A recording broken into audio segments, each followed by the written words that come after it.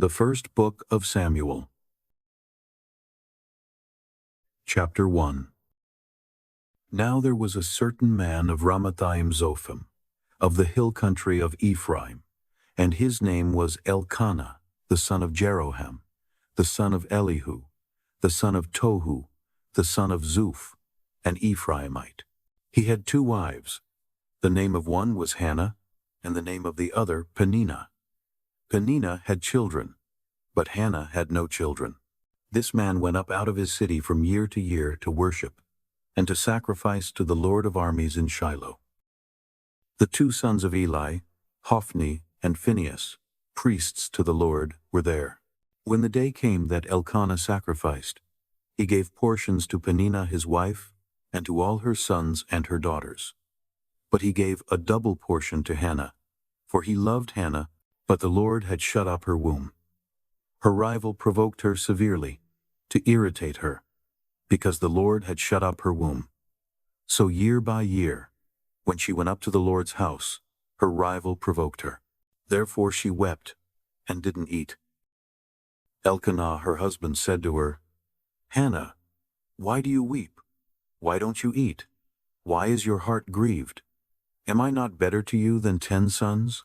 So Hannah rose up after they had finished eating and drinking in Shiloh. Now Eli the priest was sitting on his seat by the doorpost of the Lord's temple.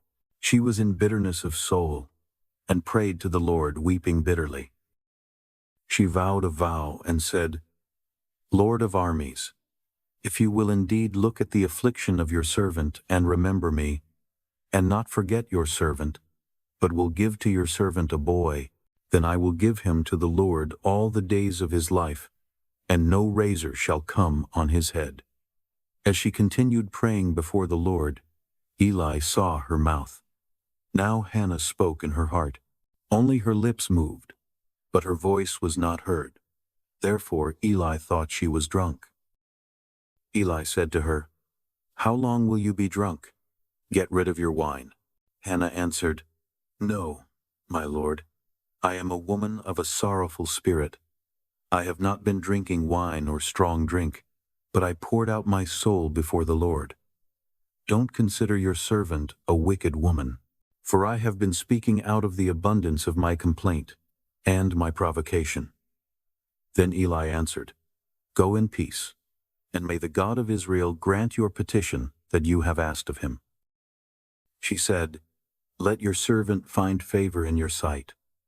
So the woman went her way and ate, and her facial expression wasn't sad anymore.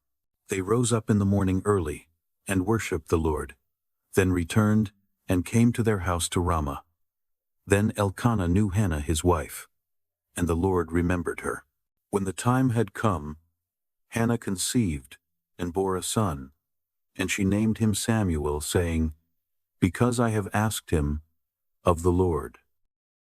The man Elkanah and all his house went up to offer to the Lord the yearly sacrifice and his vow. But Hannah didn't go up, for she said to her husband, "Not until the child is weaned, then I will bring him, that he may appear before the Lord, and stay there forever." Elkanah, her husband, said to her, "Do what seems good to you. Wait until you have weaned him. Only may the Lord establish his word." So the woman waited and nursed her son until she weaned him. When she had weaned him, she took him up with her, with 3 bulls and 1 ephah of meal, and a container of wine, and brought him to the Lord's house in Shiloh. The child was young. They killed the bull, and brought the child to Eli. She said, "O my lord, as your soul lives, my lord, I am the woman who stood by you here, praying to the Lord. I prayed for this child, and the Lord has given me my petition, which I asked of him. Therefore I have also given him to the Lord. As long as he lives, he is given to the Lord." He worshipped the Lord there. Chapter 2. Hannah prayed and said, "My heart exults in the Lord. My horn is exalted in the Lord. My mouth is enlarged over my enemies, because I rejoice in your salvation. There is no one as holy as the Lord, for there is no one besides you, nor is there any rock like our God. Don't keep talking so exceedingly proudly. Don't let arrogance come out of your mouth, for the Lord is a God of knowledge. By him actions are weighed. The bows of the mighty men are broken. Those who stumbled are armed with strength. Those who were full have hired themselves out for bread. Those who were hungry are satisfied. Yes, the barren has borne 7. She who has many children languishes. The Lord kills and makes alive. He brings down to Sheol and brings up. The Lord makes poor and makes rich. He brings low, he also lifts up. He raises up the poor out of the dust. He lifts up the needy from the dunghill to make them sit with princes and inherit the throne of glory. For the pillars of the earth are the Lord's. He has set the world on them. He will keep the feet of his holy ones, but the wicked will be put to silence in darkness. For no man will prevail by strength. Those who strive with the Lord shall be broken to pieces. He will thunder against them in the sky. The Lord will judge the ends of the earth. He will give strength to his king and exalt the horn of his anointed. Elkanah went to Ramah to his house. The child served the Lord before Eli the priest. Now the sons of Eli were wicked men. They didn't know the Lord. The custom of the priests with the people was that when anyone offered a sacrifice, the priest's servant came while the meat was boiling, with a fork of 3 teeth in his hand, and he stabbed it into the pan, or kettle, or cauldron, or pot. The priest took all that the fork brought up for himself. They did this to all the Israelites who came there to Shiloh. Yes, before they burned the fat, the priest's servant came and said to the man who sacrificed, "Give meat to roast for the priest, for he will not accept boiled meat from you, but raw." If the man said to him, "Let the fat be burned first, and then take as much as your soul desires," then he would say, "No, but you shall give it to me now, and if not, I will take it by force." The sin of the young men was very great before the Lord, for the men despised the Lord's offering. But Samuel ministered before the Lord, being a child, clothed with a linen ephod. Moreover, his mother made him a little robe, and brought it to him from year to year when she came up with her husband to offer the yearly sacrifice. Eli blessed Elkanah and his wife, and said, "May the Lord give you offspring from this woman for the petition which was asked of the Lord." Then they went to their own home. The Lord visited Hannah, and she conceived and bore 3 sons and 2 daughters. The child Samuel grew before the Lord. Now Eli was very old, and he heard all that his sons did to all Israel, and how that they slept with the women who served at the door of the tent of meeting. He said to them, "Why do you do such things? For I hear of your evil dealings from all these people. No, my sons, for it is not a good report that I hear. You make the Lord's people disobey. If one man sins against another, God will judge him. But if a man sins against the Lord, who will intercede for him?" Notwithstanding, they didn't listen to the voice of their father, because the Lord intended to kill them. The child Samuel grew on, and increased in favor both with the Lord and also with men. A man of God came to Eli and said to him, "The Lord says, did I reveal myself to the house of your father when they were in Egypt, in bondage to Pharaoh's house? Didn't I choose him out of all the tribes of Israel to be my priest, to go up to my altar, to burn incense, to wear an ephod before me? Didn't I give to the house of your father all the offerings of the children of Israel made by fire? Why do you kick at my sacrifice and at my offering, which I have commanded in my habitation, and honor your sons above me, to make yourselves fat with the best of all the offerings of Israel my people? Therefore the Lord, the God of Israel, says, I said indeed that your house and the house of your father should walk before me forever. But now the Lord says, far be it from me. For those who honor me, I will honor, and those who despise me will be cursed. Behold, the days come that I will cut off your arm and the arm of your father's house, that there will not be an old man in your house. You will see the affliction of my habitation, in all the wealth which I will give Israel. There shall not be an old man in your house forever. The man of yours, whom I don't cut off from my altar, will consume your eyes and grieve your heart. All the increase of your house will die in the flower of their age. This will be the sign to you that will come on your two sons, on Hophni and Phinehas. In one day they will both die. I will raise up a faithful priest for myself, who will do according to that which is in my heart and in my mind. I will build him a sure house. He will walk before my anointed forever. It will happen that everyone who is left in your house will come and bow down to him for a piece of silver and a loaf of bread, and will say, Please put me into one of the priest's offices, that I may eat a morsel of bread. Chapter 3. The child Samuel ministered to the Lord before Eli. The Lord's word was rare in those days. There were not many visions then. At that time, when Eli was laid down in his place, now his eyes had begun to grow dim, so that he could not see. And God's lamp hadn't yet gone out. And Samuel had laid down in the Lord's temple where God's ark was. The Lord called Samuel. He said, Here I am.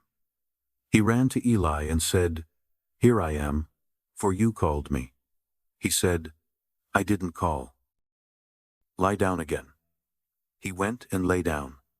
The Lord called yet again, Samuel. Samuel arose and went to Eli and said, Here I am, for you called me. He answered, I didn't call, my son. Lie down again. Now Samuel didn't yet know the Lord, neither was the Lord's word yet revealed to him. The Lord called Samuel again the third time. He arose and went to Eli and said, Here I am, for you called me.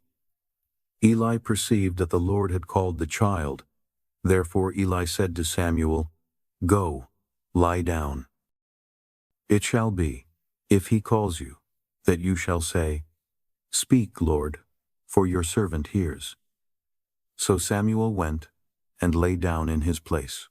The Lord came and stood and called as at other times, Samuel, Samuel. Then Samuel said, Speak, for your servant hears. The Lord said to Samuel, Behold, I will do a thing in Israel, at which both the ears of everyone who hears it will tingle. In that day I will perform against Eli all that I have spoken concerning his house, from the beginning even to the end. For I have told him that I will judge his house forever for the iniquity which he knew, because his sons brought a curse on themselves, and he didn't restrain them. Therefore I have sworn to the house of Eli that the iniquity of Eli's house shall not be removed with sacrifice or offering forever.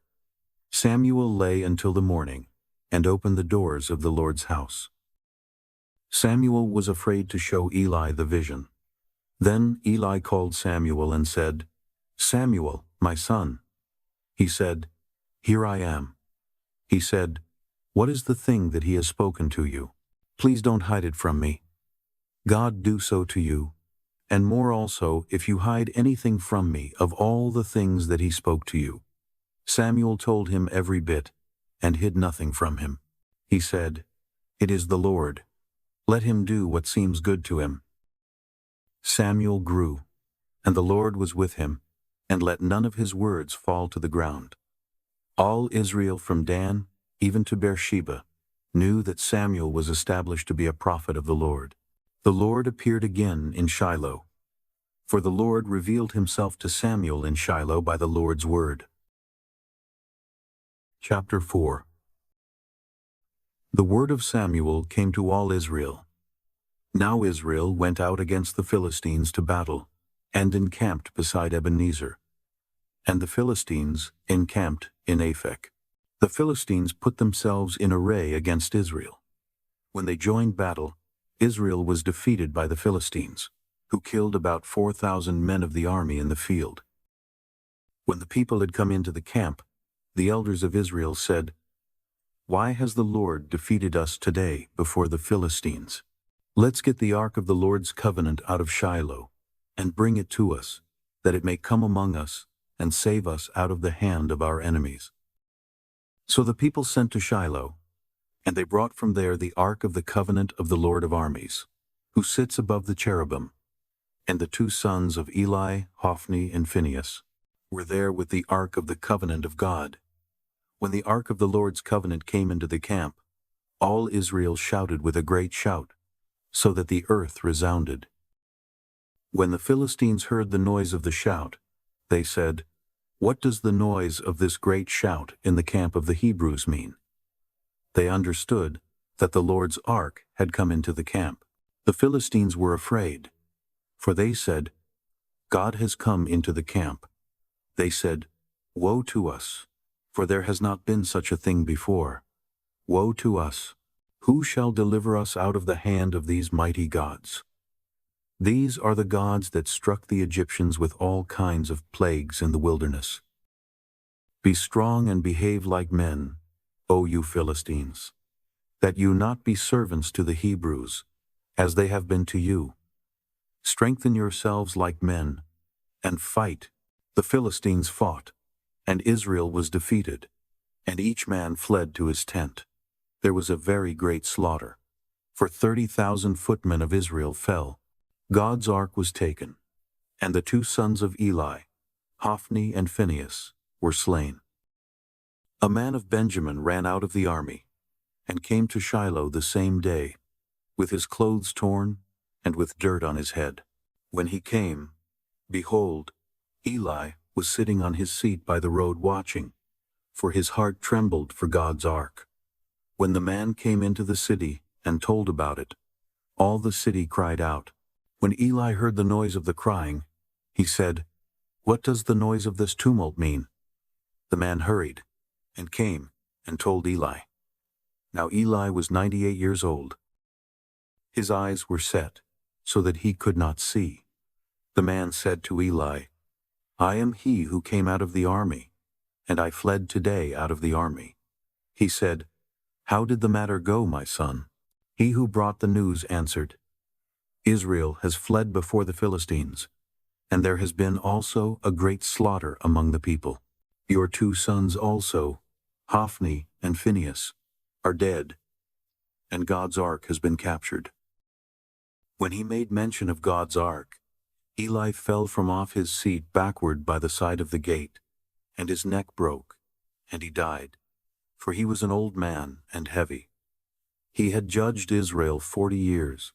His daughter-in-law, Phinehas' wife, was with child, near to giving birth.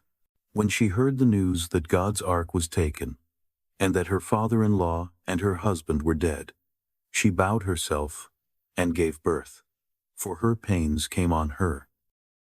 About the time of her death, the women who stood by her said to her, "Don't be afraid, for you have given birth to a son."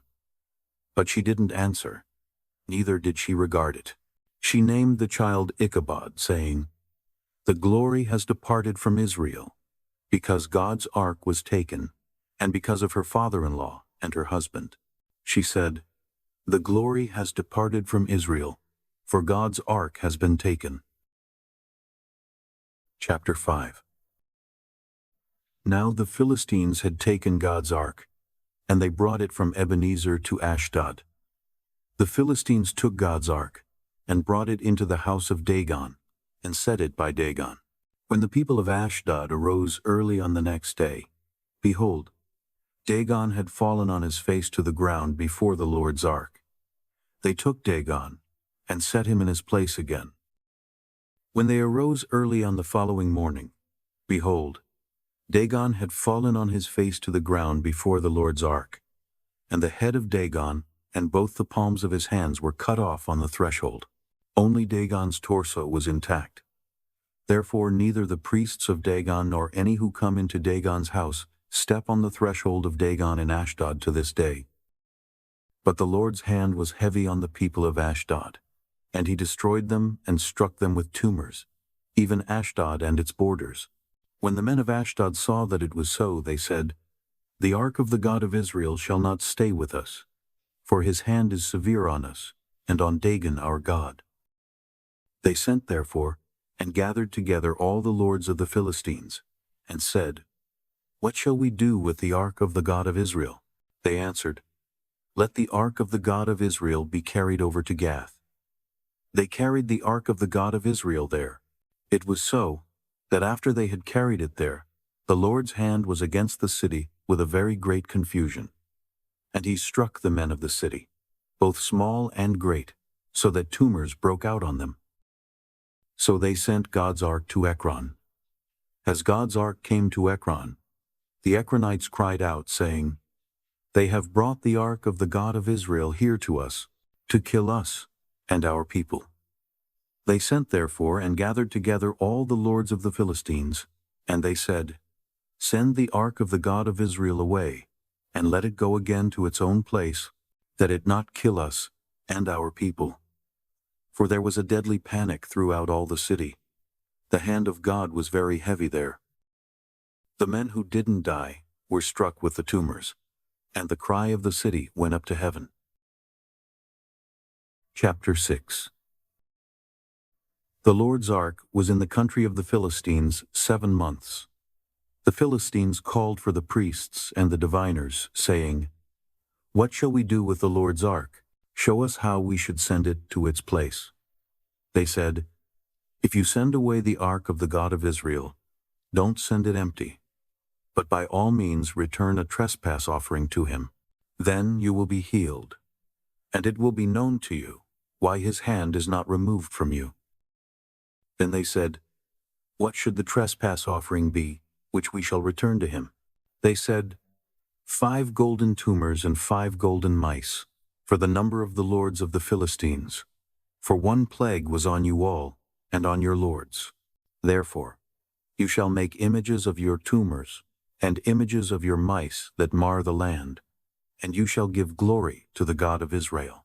Perhaps he will release his hand from you, from your gods, and from your land. Why then do you harden your hearts, as the Egyptians and Pharaoh hardened their hearts? When he had worked wonderfully among them, didn't they let the people go, and they departed? Now therefore take and prepare yourselves a new cart, and 2 milk cows on which there has come no yoke. And tie the cows to the cart, and bring their calves home from them, and take the Lord's ark, and lay it on the cart. Put the jewels of gold which you return him for a trespass offering in a box by its side, and send it away, that it may go. Behold, if it goes up by the way of its own border to Beth Shemesh, then he has done us this great evil. But if not, then we shall know that it is not his hand that struck us. It was a chance that happened to us." The men did so, and took 2 milk cows and tied them to the cart, and shut up their calves at home. They put the Lord's ark on the cart, and the box with the golden mice and the images of their tumors. The cows took the straight way by the way to Beth Shemesh.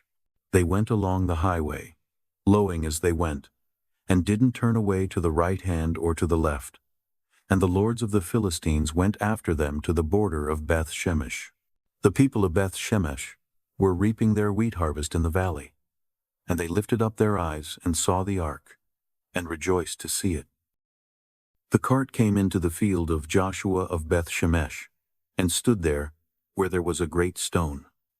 Then they split the wood of the cart, and offered up the cows for a burnt offering to the Lord. The Levites took down the Lord's ark, and the box that was with it, in which the jewels of gold were, and put them on the great stone. And the men of Beth Shemesh offered burnt offerings, and sacrificed sacrifices the same day to the Lord. When the 5 lords of the Philistines had seen it, they returned to Ekron the same day. These are the golden tumors, which the Philistines returned for a trespass offering to the Lord.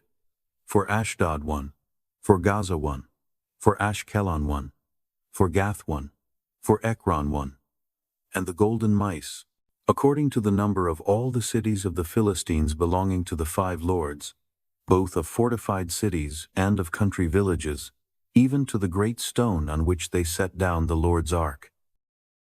That stone remains to this day, in the field of Joshua of Beth-shemesh. He struck of the men of Beth-shemesh. Because they had looked into the Lord's ark, he struck 50,070 of the men. Then the people mourned, because the Lord had struck the people with a great slaughter. The men of Beth-shemesh said, "Who is able to stand before the Lord, this holy God?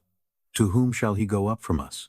They sent messengers to the inhabitants of Kiriath-jearim, saying, "The Philistines have brought back the Lord's ark. Come down and bring it up to yourselves." Chapter 7. The men of Kiriath-jearim came and took the Lord's ark, and brought it into Abinadab's house on the hill, and consecrated Eleazar his son to keep the Lord's ark. From the day that the ark stayed in Kiriath-jearim, the time was long for it was 20 years, and all the house of Israel lamented after the Lord.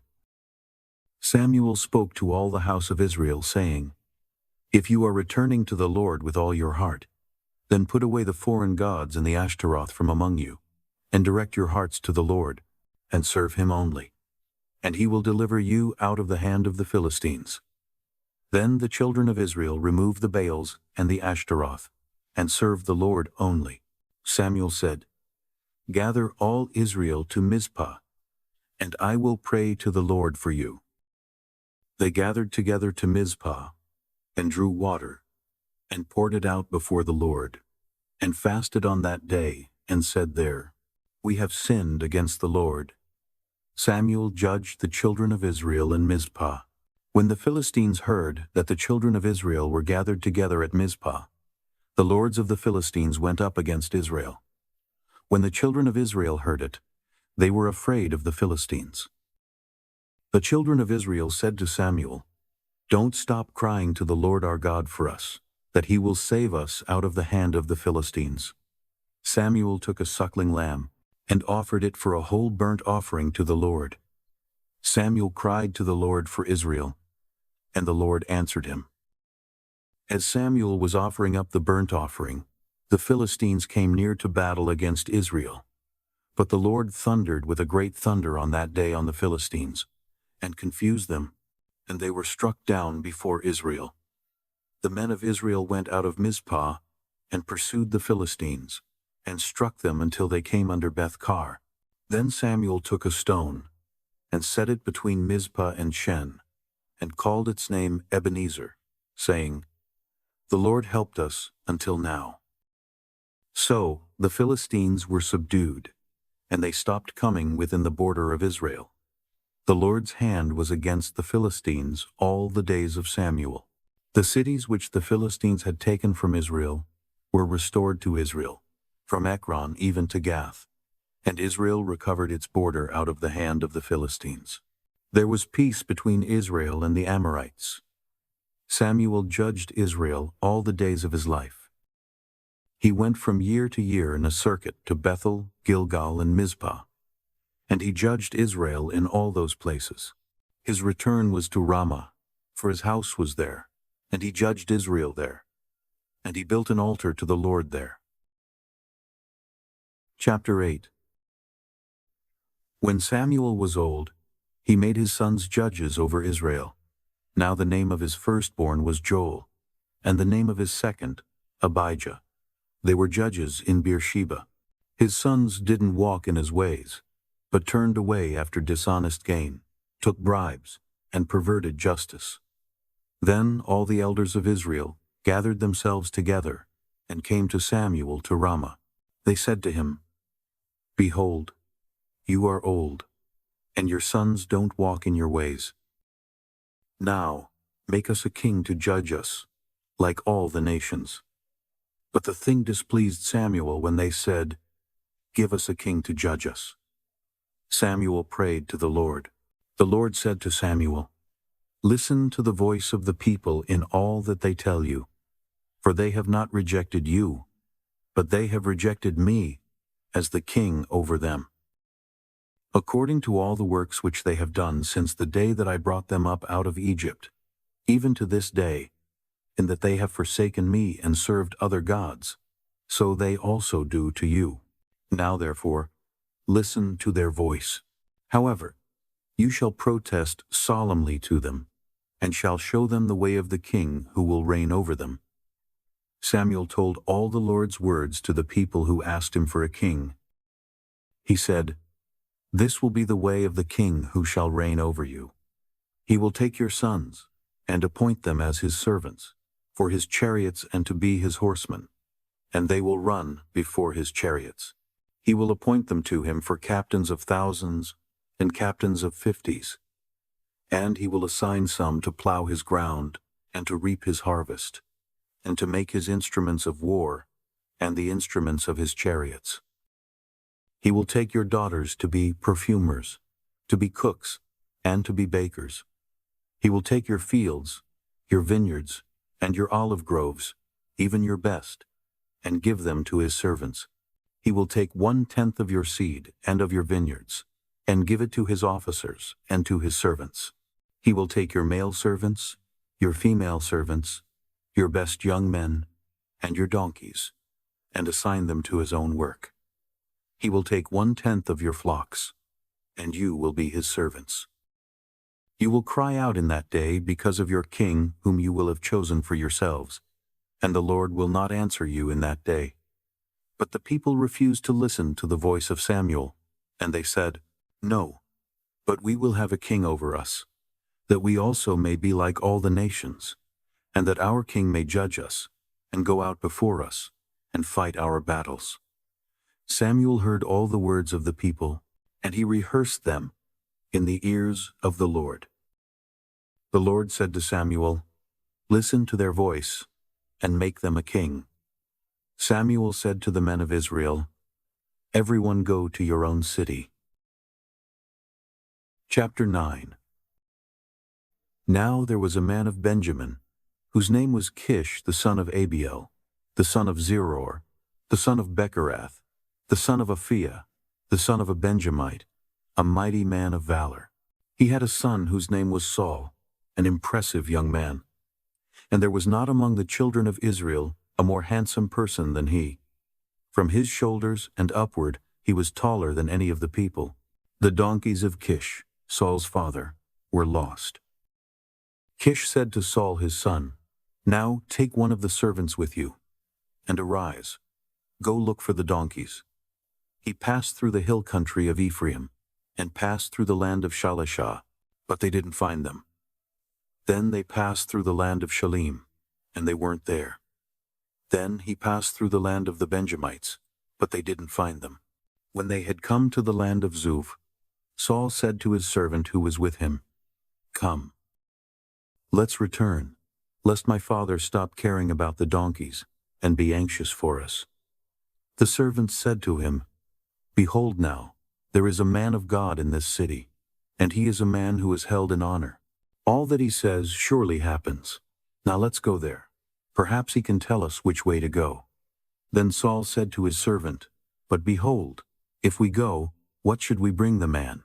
For the bread is spent in our sacks, and there is not a present to bring to the man of God. What do we have?"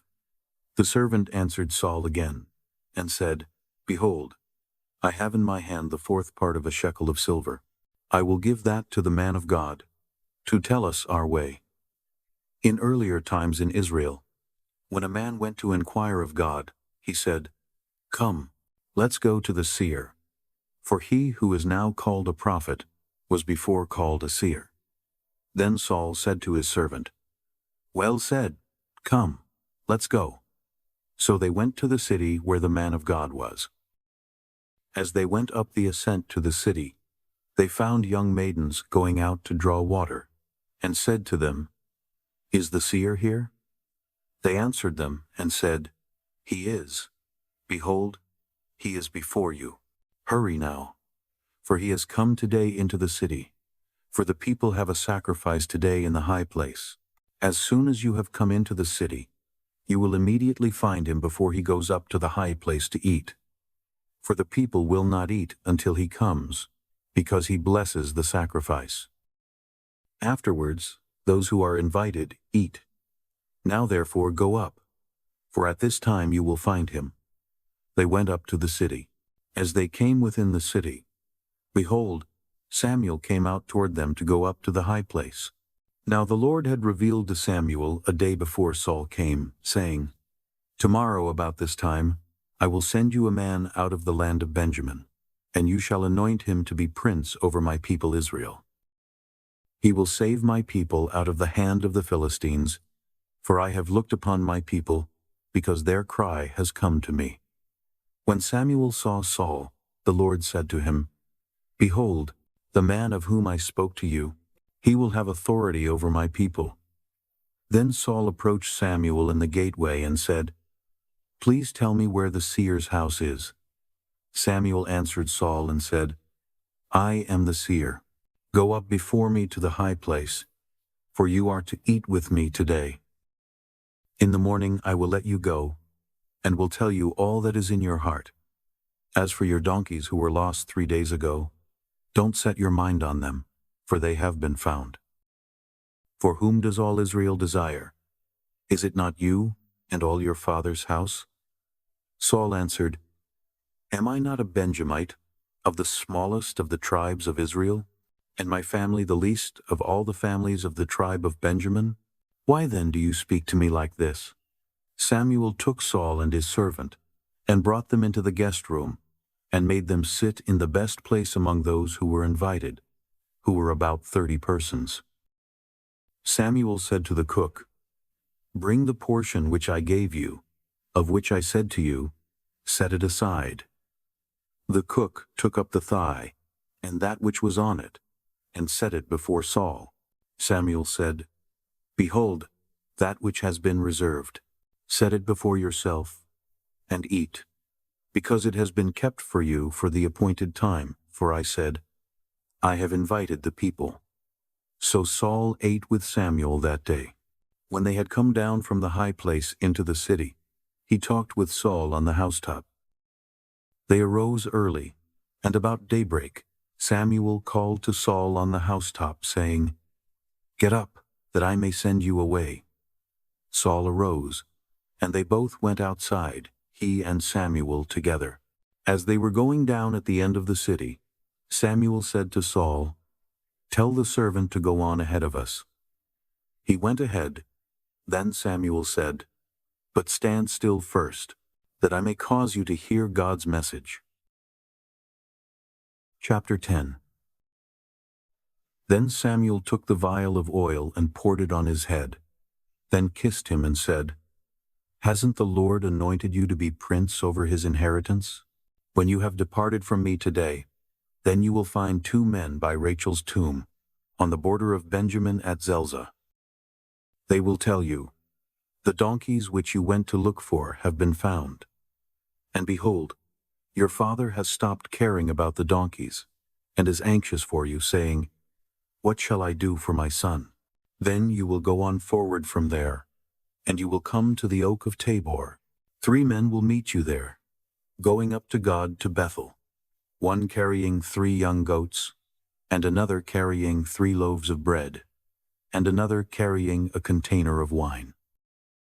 They will greet you, and give you 2 loaves of bread, which you shall receive from their hand.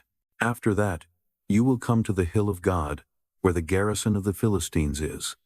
And it will happen, when you have come there to the city, that you will meet a band of prophets coming down from the high place with a lute, a tambourine, a pipe, and a harp before them, and they will be prophesying. Then the Lord's Spirit will come mightily on you. Then you will prophesy with them, and will be turned into another man. Let it be, when these signs have come to you, that you do what is appropriate for the occasion, for God is with you. Go down ahead of me to Gilgal, and behold, I will come down to you to offer burnt offerings and to sacrifice sacrifices of peace offerings. Wait 7 days, until I come to you and show you what you are to do." It was so, that when he had turned his back to go from Samuel, God gave him another heart, and all those signs happened that day. When they came there to the hill, behold, a band of prophets met him, and the Spirit of God came mightily on him, and he prophesied among them. When all who knew him before saw that, behold, he prophesied with the prophets, then the people said to one another, What is this that has come to the son of Kish? Is Saul also among the prophets? One from the same place answered, Who is their father? Therefore it became a proverb, Is Saul also among the prophets? When he had finished prophesying, he came to the high place. Saul's uncle said to him and to his servant, Where did you go? He said, To seek the donkeys. When we saw that they were not found, we came to Samuel. Saul's uncle said, Please tell me what Samuel said to you. Saul said to his uncle, He told us plainly that the donkeys were found. But concerning the matter of the kingdom, of which Samuel spoke, he didn't tell him. Samuel called the people together to the Lord to Mizpah, and he said to the children of Israel, The Lord, the God of Israel, says, I brought Israel up out of Egypt, and I delivered you out of the hand of the Egyptians, and out of the hand of all the kingdoms that oppressed you. But you have today rejected your God, who himself saves you out of all your calamities and your distresses, and you have said to him, No, set a king over us. Now therefore present yourselves before the Lord by your tribes and by your thousands. So Samuel brought all the tribes of Israel near, and the tribe of Benjamin was chosen. He brought the tribe of Benjamin near by their families, and the family of the Matrites was chosen. Then Saul the son of Kish was chosen. But when they looked for him, he could not be found. Therefore they asked of the Lord further, Is there yet a man to come here? The Lord answered, Behold, he has hidden himself among the baggage. They ran and got him there. When he stood among the people, he was higher than any of the people from his shoulders and upward. Samuel said to all the people, Do you see him whom the Lord has chosen, that there is no one like him among all the people? All the people shouted and said, Long live the king! Then Samuel told the people the regulations of the kingdom, and wrote it in a book, and laid it up before the Lord. Samuel sent all the people away, every man to his house. Saul also went to his house in Gibeah, and the army went with him, whose hearts God had touched. But certain worthless fellows said, How could this man save us? They despised him, and brought him no tribute, but he held his peace. Chapter 11. Then Nahash the Ammonite came up, and encamped against Jabesh-Gilead. And all the men of Jabesh said to Nahash, Make a covenant with us, and we will serve you. Nahash the Ammonite said to them, On this condition I will make it with you, that all your right eyes be gouged out. I will make this dishonor all Israel. The elders of Jabesh said to him, Give us 7 days, that we may send messengers to all the borders of Israel. And then, if there is no one to save us, we will come out to you. Then the messengers came to Gibeah of Saul, and spoke these words in the ears of the people. Then all the people lifted up their voice and wept. Behold, Saul came following the oxen out of the field. And Saul said, What ails the people that they weep? They told him the words of the men of Jabesh. God's Spirit came mightily on Saul when he heard those words, and his anger burned hot. He took a yoke of oxen and cut them in pieces, then sent them throughout all the borders of Israel by the hand of messengers, saying, Whoever doesn't come out after Saul and after Samuel, so shall it be done to his oxen. The dread of the Lord fell on the people, and they came out as one man. He counted them in Bezek, and the children of Israel were 300,000, and the men of Judah 30,000. They said to the messengers who came, Tell the men of Jabesh-Gilead, Tomorrow, by the time the sun is hot, you will be rescued. The messengers came, and told the men of Jabesh, and they were glad. Therefore the men of Jabesh said, Tomorrow we will come out to you, and you shall do with us all that seems good to you. On the next day, Saul put the people in 3 companies, and they came into the middle of the camp in the morning watch, and struck the Ammonites until the heat of the day. Those who remained were scattered, so that no 2 of them were left together. The people said to Samuel, "Who is he who said, 'Shall Saul reign over us?' Bring those men, that we may put them to death." Saul said, "No man shall be put to death today, for today the Lord has rescued Israel." Then Samuel said to the people, "Come, let's go to Gilgal, and renew the kingdom there." All the people went to Gilgal, and there they made Saul king before the Lord in Gilgal. There they offered sacrifices of peace offerings before the Lord, and there Saul and all the men of Israel rejoiced greatly. Chapter 12. Samuel said to all Israel, "Behold, I have listened to your voice in all that you said to me, and have made a king over you.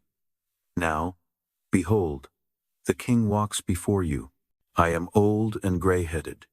Behold, my sons are with you. I have walked before you from my youth to this day. Here I am. Witness against me before the Lord and before his anointed. Whose ox have I taken? Whose donkey have I taken? Whom have I defrauded? Whom have I oppressed? Of whose hand have I taken a bribe to make me blind my eyes? I will restore it to you." They said, "You have not defrauded us, nor oppressed us, neither have you taken anything from anyone's hand." He said to them, "The Lord is witness against you, and his anointed is witness today, that you have not found anything in my hand." They said, "He is witness." Samuel said to the people, "It is the Lord who appointed Moses and Aaron, and that brought your fathers up out of the land of Egypt. Now therefore stand still, that I may plead with you before the Lord concerning all the righteous acts of the Lord, which he did to you and to your fathers, when Jacob had come into Egypt, and your fathers cried to the Lord.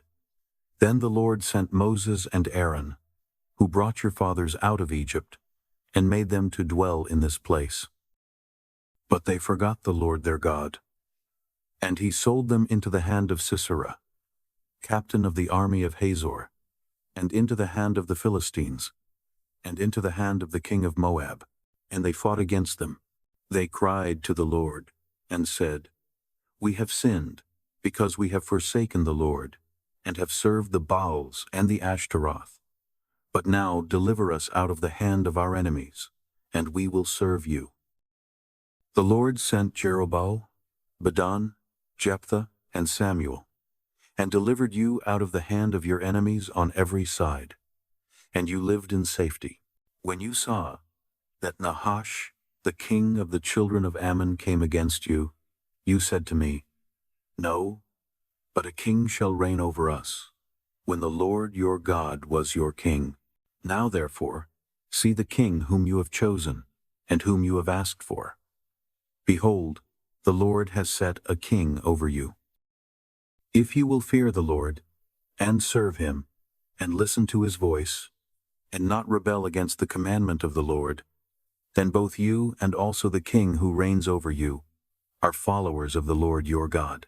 But if you will not listen to the Lord's voice, but rebel against the commandment of the Lord, then the Lord's hand will be against you, as it was against your fathers. Now therefore stand still, and see this great thing, which the Lord will do before your eyes. Isn't it wheat harvest today?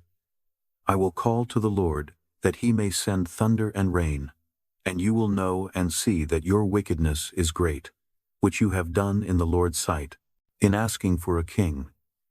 So Samuel called to the Lord, and the Lord sent thunder and rain that day. Then all the people greatly feared the Lord and Samuel.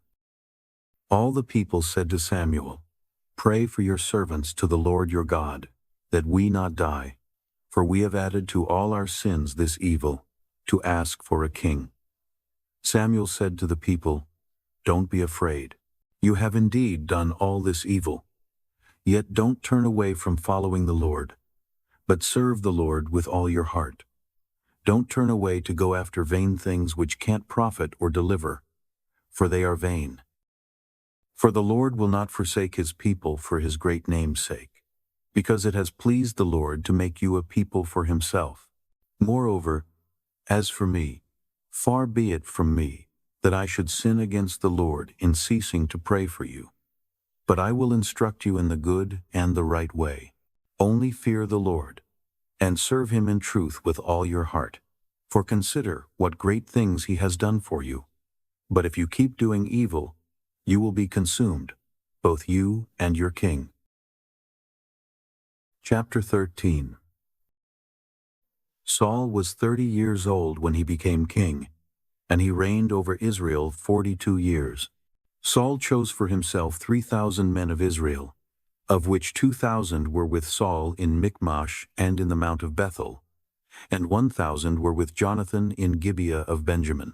He sent the rest of the people to their own tents. Jonathan struck the garrison of the Philistines that was in Gilboa, and the Philistines heard of it. Saul blew the trumpet throughout all the land, saying, "Let the Hebrews hear." All Israel heard that Saul had struck the garrison of the Philistines, and also that Israel was considered an abomination to the Philistines. The people were gathered together after Saul to Gilgal.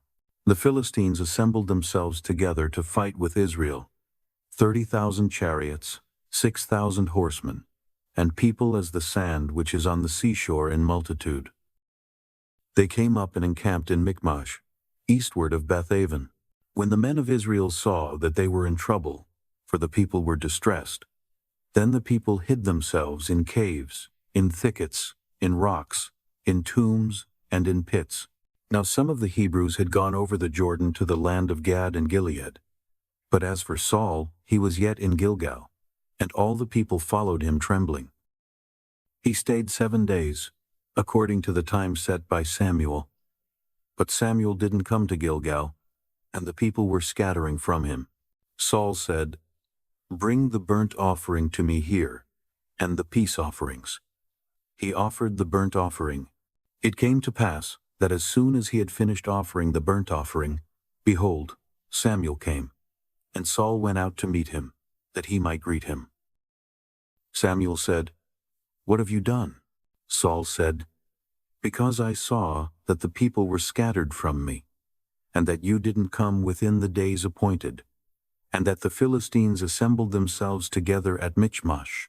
Therefore I said, now the Philistines will come down on me to Gilgal, and I haven't entreated the favor of the Lord. I forced myself, therefore, and offered the burnt offering." Samuel said to Saul, "You have done foolishly. You have not kept the commandment of the Lord your God, which he commanded you. For now the Lord would have established your kingdom on Israel forever. But now your kingdom will not continue. The Lord has sought for himself a man after his own heart, and the Lord has appointed him to be prince over his people, because you have not kept that which the Lord commanded you." Samuel arose and went from Gilgal to Gibeah of Benjamin. Saul counted the people who were present with him, about 600 men. Saul and Jonathan his son, and the people who were present with them, stayed in Gibeah of Benjamin, but the Philistines encamped in Michmash. The raiders came out of the camp of the Philistines in 3 companies. One company turned to the way that leads to Ophrah, to the land of Shual. Another company turned the way to Beth-horon, and another company turned the way of the border that looks down on the valley of Zeboim toward the wilderness. Now there was no blacksmith found throughout all the land of Israel, for the Philistines said, "Lest the Hebrews make themselves swords or spears." But all the Israelites went down to the Philistines, each man to sharpen his own plowshare, mattock, axe, and sickle. The price was 1 payim each, to sharpen mattocks, plowshares, pitchforks, axes, and goads.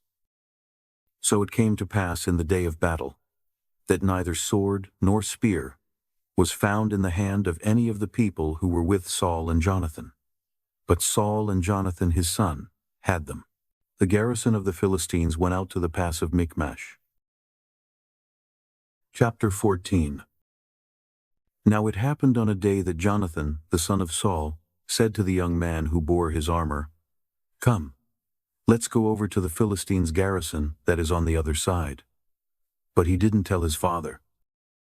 Saul stayed in the uttermost part of Gibeah, under the pomegranate tree which is in Migron, and the people who were with him were about 600 men, including Ahijah the son of Ahitub, Ichabod's brother, the son of Phinehas, the son of Eli, the priest of the Lord in Shiloh, wearing an ephod.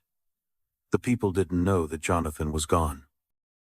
Between the passes by which Jonathan sought to go over to the Philistines' garrison, there was a rocky crag on the one side, and a rocky crag on the other side. And the name of the one was Bozez, and the name of the other Seneh. The one crag rose up on the north in front of Michmash, and the other on the south in front of Geba. Jonathan said to the young man who bore his armor, "Come, let's go over to the garrison of these uncircumcised. It may be that the Lord will work for us, for there is no restraint on the Lord to save by many or by few." His armor-bearer said to him, "Do all that is in your heart.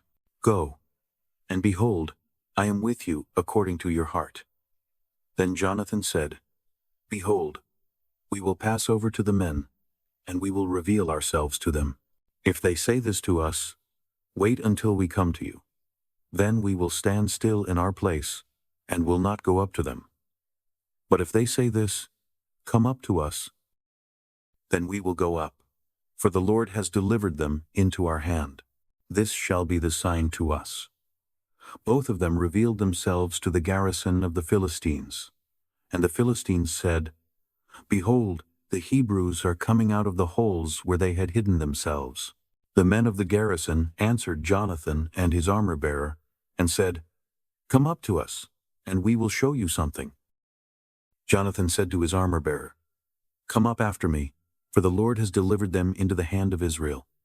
Jonathan climbed up on his hands and on his feet, and his armor-bearer after him, and they fell before Jonathan, and his armor-bearer killed them after him.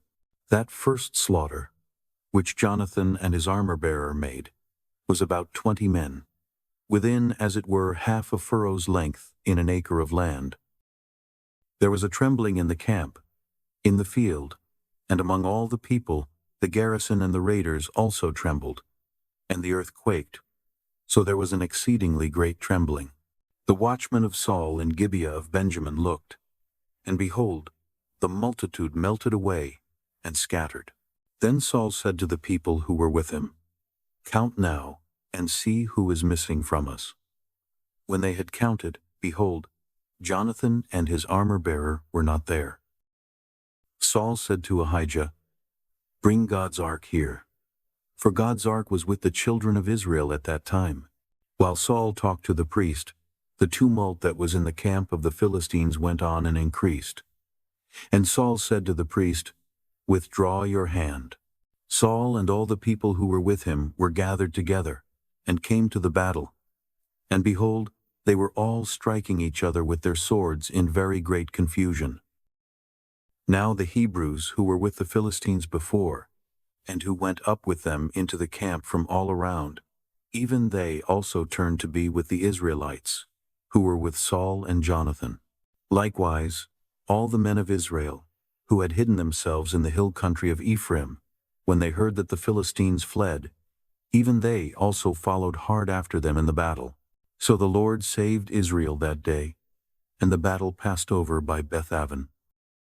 The men of Israel were distressed that day, for Saul had adjured the people, saying, "Cursed is the man who eats any food until it is evening, and I am avenged of my enemies." So none of the people tasted food. All the people came into the forest, and there was honey on the ground. When the people had come to the forest, behold, honey was dripping, but no one put his hand to his mouth, for the people feared the oath. But Jonathan didn't hear, when his father commanded the people with the oath. Therefore he put out the end of the rod that was in his hand, and dipped it in the honeycomb, and put his hand to his mouth, and his eyes brightened. Then one of the people answered, and said, "Your father directly commanded the people with an oath, saying, Cursed is the man who eats food today." So the people were faint. Then Jonathan said, "My father has troubled the land. Please look how my eyes have brightened, because I tasted a little of this honey. How much more, if perhaps the people had eaten freely today of the plunder of their enemies which they found? For now there has been no great slaughter among the Philistines." They struck the Philistines that day from Michmash to Aijalon. The people were very faint, and the people pounced on the plunder, and took sheep, cattle, and calves, and killed them on the ground, and the people ate them with the blood. Then they told Saul, saying, "Behold, the people are sinning against the Lord, in that they eat meat with the blood." He said, "You have dealt treacherously. Roll a large stone to me today." Saul said, "Disperse yourselves among the people, and tell them, every man bring me here his ox, and every man his sheep, and kill them here, and eat, and don't sin against the Lord, in eating meat with the blood." All the people brought every man his ox with him that night, and killed them there. Saul built an altar to the Lord. This was the first altar that he built to the Lord. Saul said, "Let's go down after the Philistines by night, and take plunder among them until the morning light. Let's not leave a man of them." They said, "Do whatever seems good to you." Then the priest said, "Let's draw near here to God." Saul asked counsel of God, "Shall I go down after the Philistines? Will you deliver them into the hand of Israel?" But he didn't answer him that day. Saul said, "Draw near here, all you chiefs of the people, and know and see in whom this sin has been today. For as the Lord lives, who saves Israel, though it is in Jonathan my son, he shall surely die." But there was not a man among all the people who answered him. Then he said to all Israel, "You be on one side, and I and Jonathan my son will be on the other side." The people said to Saul, "Do what seems good to you." Therefore Saul said to the Lord, the God of Israel, "Show the right." Jonathan and Saul were chosen, but the people escaped. Saul said, "Cast lots between me and Jonathan my son." Jonathan was selected. Then Saul said to Jonathan, "Tell me what you have done." Jonathan told him and said, "I certainly did taste a little honey with the end of the rod that was in my hand, and behold, I must die." Saul said, "God do so, and more also, for you shall surely die, Jonathan." The people said to Saul, "Shall Jonathan die, who has worked this great salvation in Israel? Far from it. As the Lord lives, there shall not one hair of his head fall to the ground. For he has worked with God today." So the people rescued Jonathan. So he didn't die. Then Saul went up from following the Philistines, and the Philistines went to their own place. Now when Saul had taken the kingdom over Israel, he fought against all his enemies on every side, against Moab, and against the children of Ammon, and against Edom, and against the kings of Zobah, and against the Philistines. Wherever he turned himself, he defeated them. He did valiantly, and struck the Amalekites, and delivered Israel out of the hands of those who plundered them. Now the sons of Saul were Jonathan, Ishvi, and Malchishua. And the names of his 2 daughters were these: the name of the firstborn Merab, and the name of the younger Michal. The name of Saul's wife was Ahinoam, the daughter of Ahimaaz. The name of the captain of his army was Abner, the son of Ner, Saul's uncle. Kish was the father of Saul, and Ner, the father of Abner, was the son of Abiel. There was severe war against the Philistines all the days of Saul, and when Saul saw any mighty man, or any valiant man, he took him into his service. Chapter 15. Samuel said to Saul, "The Lord sent me to anoint you to be king over his people, over Israel. Now therefore listen to the voice of the Lord's words.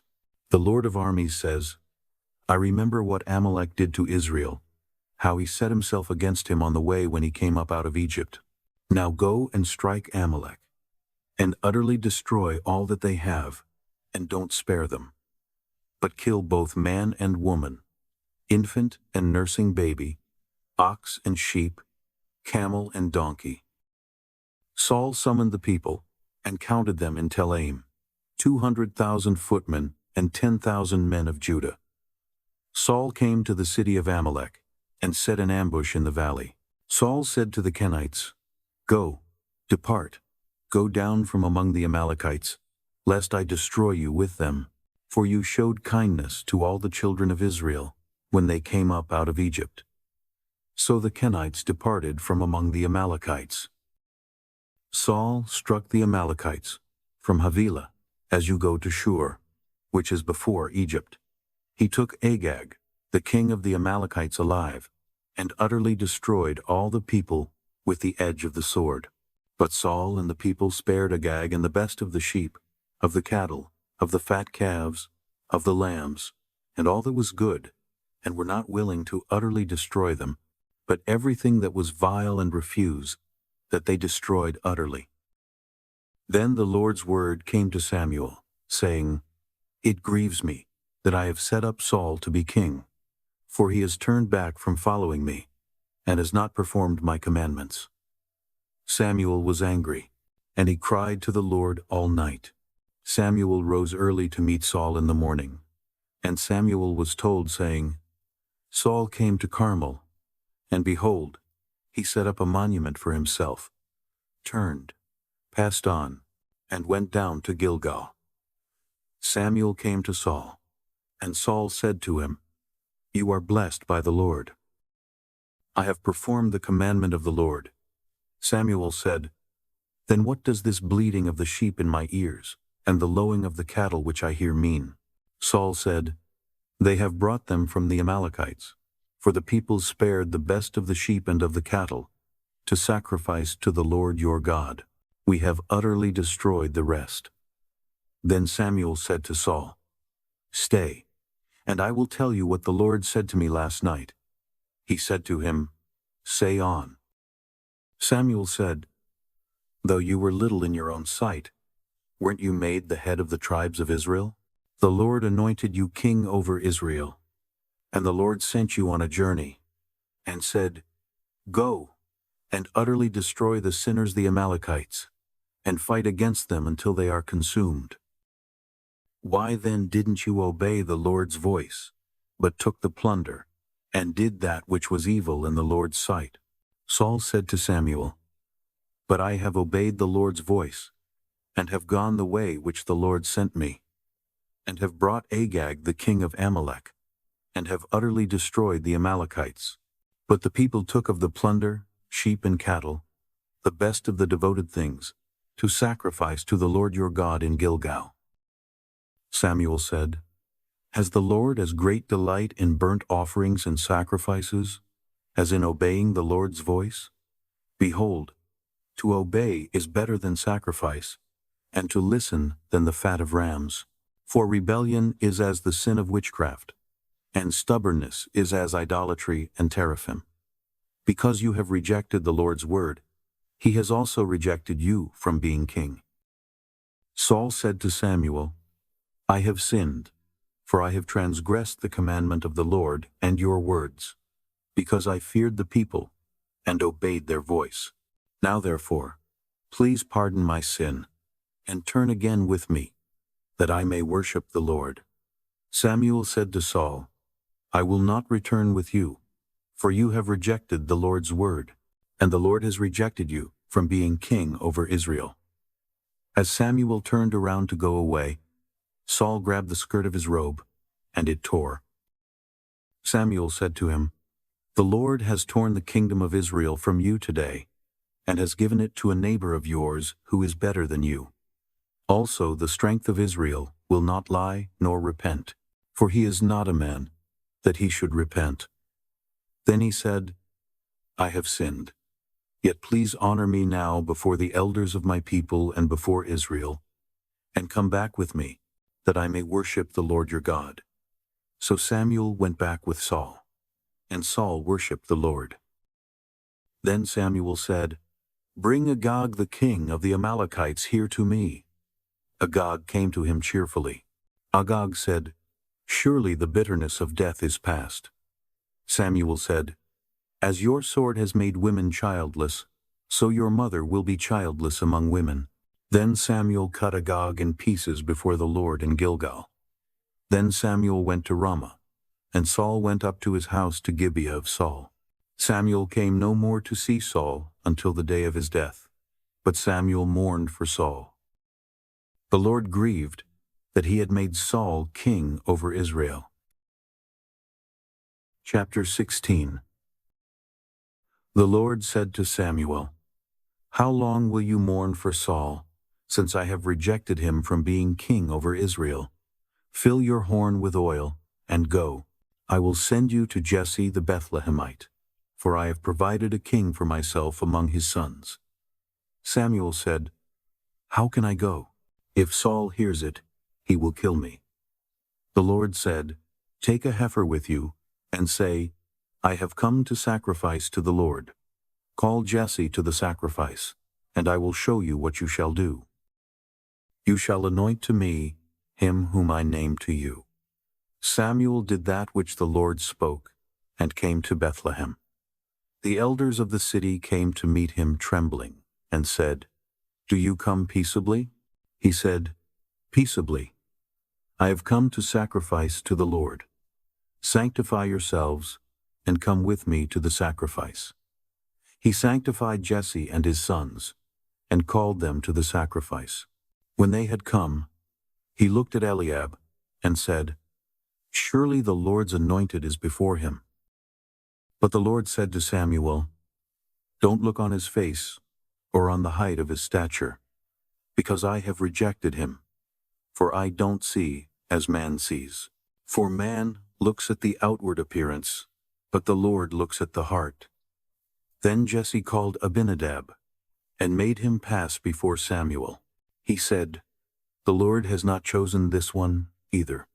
Then Jesse made Shammah to pass by. He said, "The Lord has not chosen this one either." Jesse made 7 of his sons to pass before Samuel. Samuel said to Jesse, "The Lord has not chosen these." Samuel said to Jesse, "Are all your children here?" He said, "There remains yet the youngest. Behold, he is keeping the sheep." Samuel said to Jesse, "Send and get him, for we will not sit down until he comes here." He sent, and brought him in. Now he was ruddy, with a handsome face and good appearance. The Lord said, "Arise, anoint him, for this is he." Then Samuel took the horn of oil, and anointed him in the middle of his brothers. Then the Lord's Spirit came mightily on David from that day forward. So Samuel rose up, and went to Ramah. Now the Lord's Spirit departed from Saul, and an evil spirit from the Lord troubled him. Saul's servant said to him, "See now, an evil spirit from God troubles you. Let our Lord now command your servants who are in front of you to seek out a man who is a skillful player on the harp. Then, when the evil spirit from God is on you, he will play with his hand, and you will be well." Saul said to his servants, "Provide me now a man who can play well, and bring him to me." Then one of the young men answered and said, "Behold, I have seen a son of Jesse the Bethlehemite who is skillful in playing, a mighty man of valor, a man of war, prudent in speech, and a handsome person, and the Lord is with him." Therefore Saul sent messengers to Jesse and said, "Send me David your son, who is with the sheep." Jesse took a donkey loaded with bread, a container of wine, and a young goat, and sent them by David his son to Saul. David came to Saul and stood before him. He loved him greatly, and he became his armor-bearer. Saul sent to Jesse, saying, "Please let David stand before me, for he has found favor in my sight." When the Spirit from God was on Saul, David took the harp and played with his hand. So Saul was refreshed and was well, and the evil spirit departed from him. Chapter 17.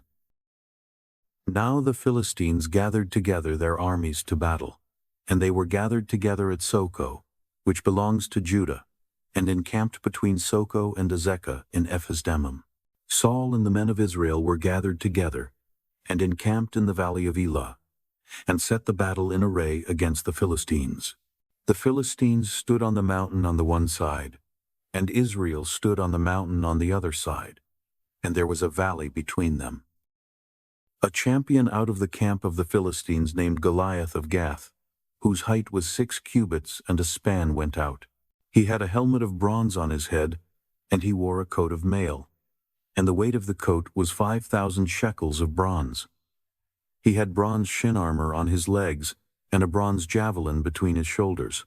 The staff of his spear was like a weaver's beam, and his spear's head weighed 600 shekels of iron. His shield-bearer went before him. He stood and cried to the armies of Israel, and said to them, "Why have you come out to set your battle in array? Am I not a Philistine, and you servants to Saul? Choose a man for yourselves, and let him come down to me. If he is able to fight with me and kill me, then will we be your servants. But if I prevail against him and kill him, then you will be our servants, and serve us." The Philistine said, "I defy the armies of Israel today. Give me a man, that we may fight together." When Saul and all Israel heard those words of the Philistine, they were dismayed and greatly afraid. Now David was the son of that Ephrathite of Bethlehem, Judah, whose name was Jesse, and he had 8 sons. The man was an elderly old man in the days of Saul. The 3 oldest sons of Jesse had gone after Saul to the battle, and the names of his 3 sons who went to the battle were Eliab the firstborn, and next to him Abinadab, and the third Shammah. David was the youngest, and the 3 oldest followed Saul. Now David went back and forth from Saul to feed his father's sheep at Bethlehem. The Philistine came near morning and evening, and presented himself 40 days. Jesse said to David his son, "Now take for your brothers an ephah of this parched grain, and these 10 loaves, and carry them quickly to the camp to your brothers, and bring these 10 cheeses to the captain of their 1,000, and see how your brothers are doing, and bring back news." Now Saul, and they, and all the men of Israel were in the valley of Elah, fighting with the Philistines. David rose up early in the morning, and left the sheep with a keeper, and took the provisions, and went, as Jesse had commanded him. He came to the place of the wagons, as the army which was going out to the fight shouted for the battle. Israel and the Philistines put the battle in array, army against army.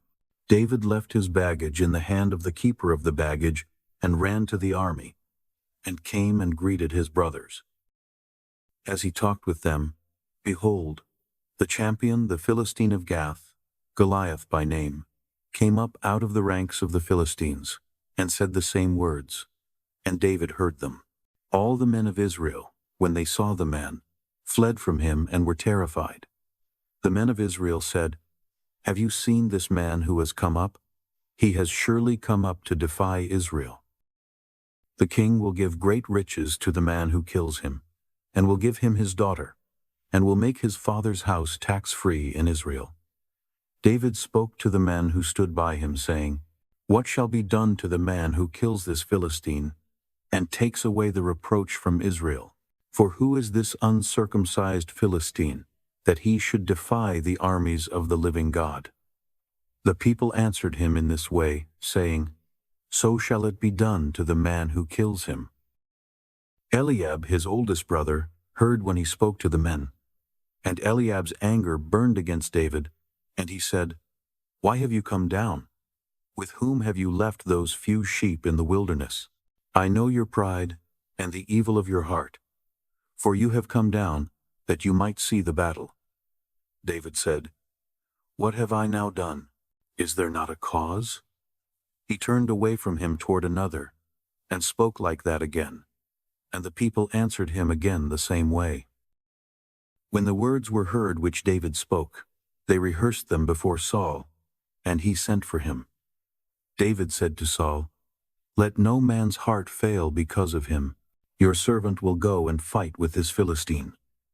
Saul said to David, "You are not able to go against this Philistine to fight with him, for you are but a youth, and he a man of war from his youth." David said to Saul, "Your servant was keeping his father's sheep, and when a lion or a bear came and took a lamb out of the flock, I went out after him, struck him, and rescued it out of his mouth. When he arose against me, I caught him by his beard, struck him, and killed him. Your servant struck both the lion and the bear. This uncircumcised Philistine shall be as one of them, since he has defied the armies of the living God." David said, "The Lord, who delivered me out of the paw of the lion and out of the paw of the bear, will deliver me out of the hand of this Philistine." Saul said to David, "Go, the Lord will be with you." Saul dressed David with his clothing. He put a helmet of bronze on his head, and he clad him with a coat of mail. David strapped his sword on his clothing, and he tried to move, for he had not tested it. David said to Saul, "I can't go with these, for I have not tested them." Then David took them off. He took his staff in his hand, and chose for himself 5 smooth stones out of the brook, and put them in the pouch of his shepherd's bag which he had. His sling was in his hand, and he came near to the Philistine. The Philistine walked, and came near to David, and the man who bore the shield went before him. When the Philistine looked around and saw David, he disdained him, for he was but a youth, and ruddy, and had a good-looking face. The Philistine said to David, "Am I a dog, that you come to me with sticks?" The Philistine cursed David by his gods. The Philistine said to David, "Come to me, and I will give your flesh to the birds of the sky and to the animals of the field." Then David said to the Philistine, "You come to me with a sword, with a spear, and with a javelin, but I come to you in the name of the Lord of armies, the God of the armies of Israel, whom you have defied. Today, the Lord will deliver you into my hand. I will strike you and take your head from off you. I will give the dead bodies of the army of the Philistines today to the birds of the sky and to the wild animals of the earth, that all the earth may know that there is a God in Israel, and that all this assembly may know that the Lord doesn't save with sword and spear, for the battle is the Lord's, and he will give you into our hand." When the Philistine arose and walked and came near to meet David, David hurried and ran toward the army to meet the Philistine. David put his hand in his bag, took a stone and slung it, and struck the Philistine in his forehead. The stone sank into his forehead, and he fell on his face to the earth. So David prevailed over the Philistine with a sling and with a stone, and struck the Philistine and killed him. But there was no sword in David's hand. Then David ran, stood over the Philistine, took his sword, drew it out of its sheath, killed him, and cut off his head with it. When the Philistines saw that their champion was dead, they fled. The men of Israel and of Judah arose and shouted, and pursued the Philistines as far as Gai and to the gates of Ekron. The wounded of the Philistines fell down by the way to Shaaraim, even to Gath and to Ekron. The children of Israel returned from chasing after the Philistines, and they plundered their camp. David took the head of the Philistine and brought it to Jerusalem, but he put his armor in his tent. When Saul saw David go out against the Philistine, he said to Abner, the captain of the army, "Abner, whose son is this youth?" Abner said, "As your soul lives, O king, I can't tell."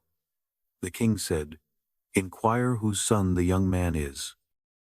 As David returned from the slaughter of the Philistine, Abner took him and brought him before Saul, with the head of the Philistine in his hand. Saul said to him, "Whose son are you, you young man?" David answered, "I am the son of your servant Jesse the Bethlehemite." Chapter 18. When he had finished speaking to Saul, the soul of Jonathan was knit with the soul of David, and Jonathan loved him as his own soul. Saul took him that day and wouldn't let him go home to his father's house anymore. Then Jonathan and David made a covenant, because he loved him as his own soul. Jonathan stripped himself of the robe that was on him, and gave it to David with his clothing, even including his sword, his bow, and his sash. David went out wherever Saul sent him, and behaved himself wisely, and Saul set him over the men of war. It was good in the sight of all the people, and also in the sight of Saul's servants. As they came, when David returned from the slaughter of the Philistine, the women came out of all the cities of Israel, singing and dancing, to meet King Saul with tambourines, with joy, and with instruments of music. The women sang to one another as they played, and said, "Saul has slain his thousands, and David his 10,000s." Saul was very angry, and this saying displeased him. He said, "They have credited David with 10,000s, and they have only credited me with thousands. What can he have more but the kingdom?" Saul watched David from that day and forward. On the next day, an evil spirit from God came mightily on Saul, and he prophesied in the middle of the house. David played with his hand, as he did day by day. Saul had his spear in his hand, and Saul threw the spear, for he said, "I will pin David to the wall." David escaped from his presence twice. Saul was afraid of David, because the Lord was with him, and had departed from Saul. Therefore Saul removed him from his presence, and made him his captain over 1,000. And he went out, and came in before the people.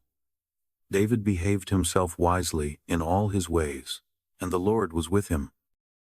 When Saul saw that he behaved himself very wisely, he stood in awe of him. But all Israel and Judah loved David, for he went out and came in before them. Saul said to David, "Behold, my elder daughter Merab. I will give her to you as wife. Only be valiant for me, and fight the Lord's battles." For Saul said, "Don't let my hand be on him, but let the hand of the Philistines be on him." David said to Saul, "Who am I, and what is my life, or my father's family in Israel, that I should be son-in-law to the king?" But at the time when Merab, Saul's daughter, should have been given to David, she was given to Adriel the Meholathite as wife. Michal, Saul's daughter, loved David, and they told Saul, and the thing pleased him. Saul said, "I will give her to him, that she may be a snare to him, and that the hand of the Philistines may be against him." Therefore Saul said to David a second time, "You shall today be my son-in-law." Saul commanded his servants, "Talk with David secretly, and say, 'Behold, the king has delight in you, and all his servants love you. Now therefore be the king's son-in-law.'" Saul's servants spoke those words in the ears of David. David said, "Does it seem to you a light thing to be the king's son-in-law, since I am a poor man and little known?" The servants of Saul told him, saying, "David spoke like this."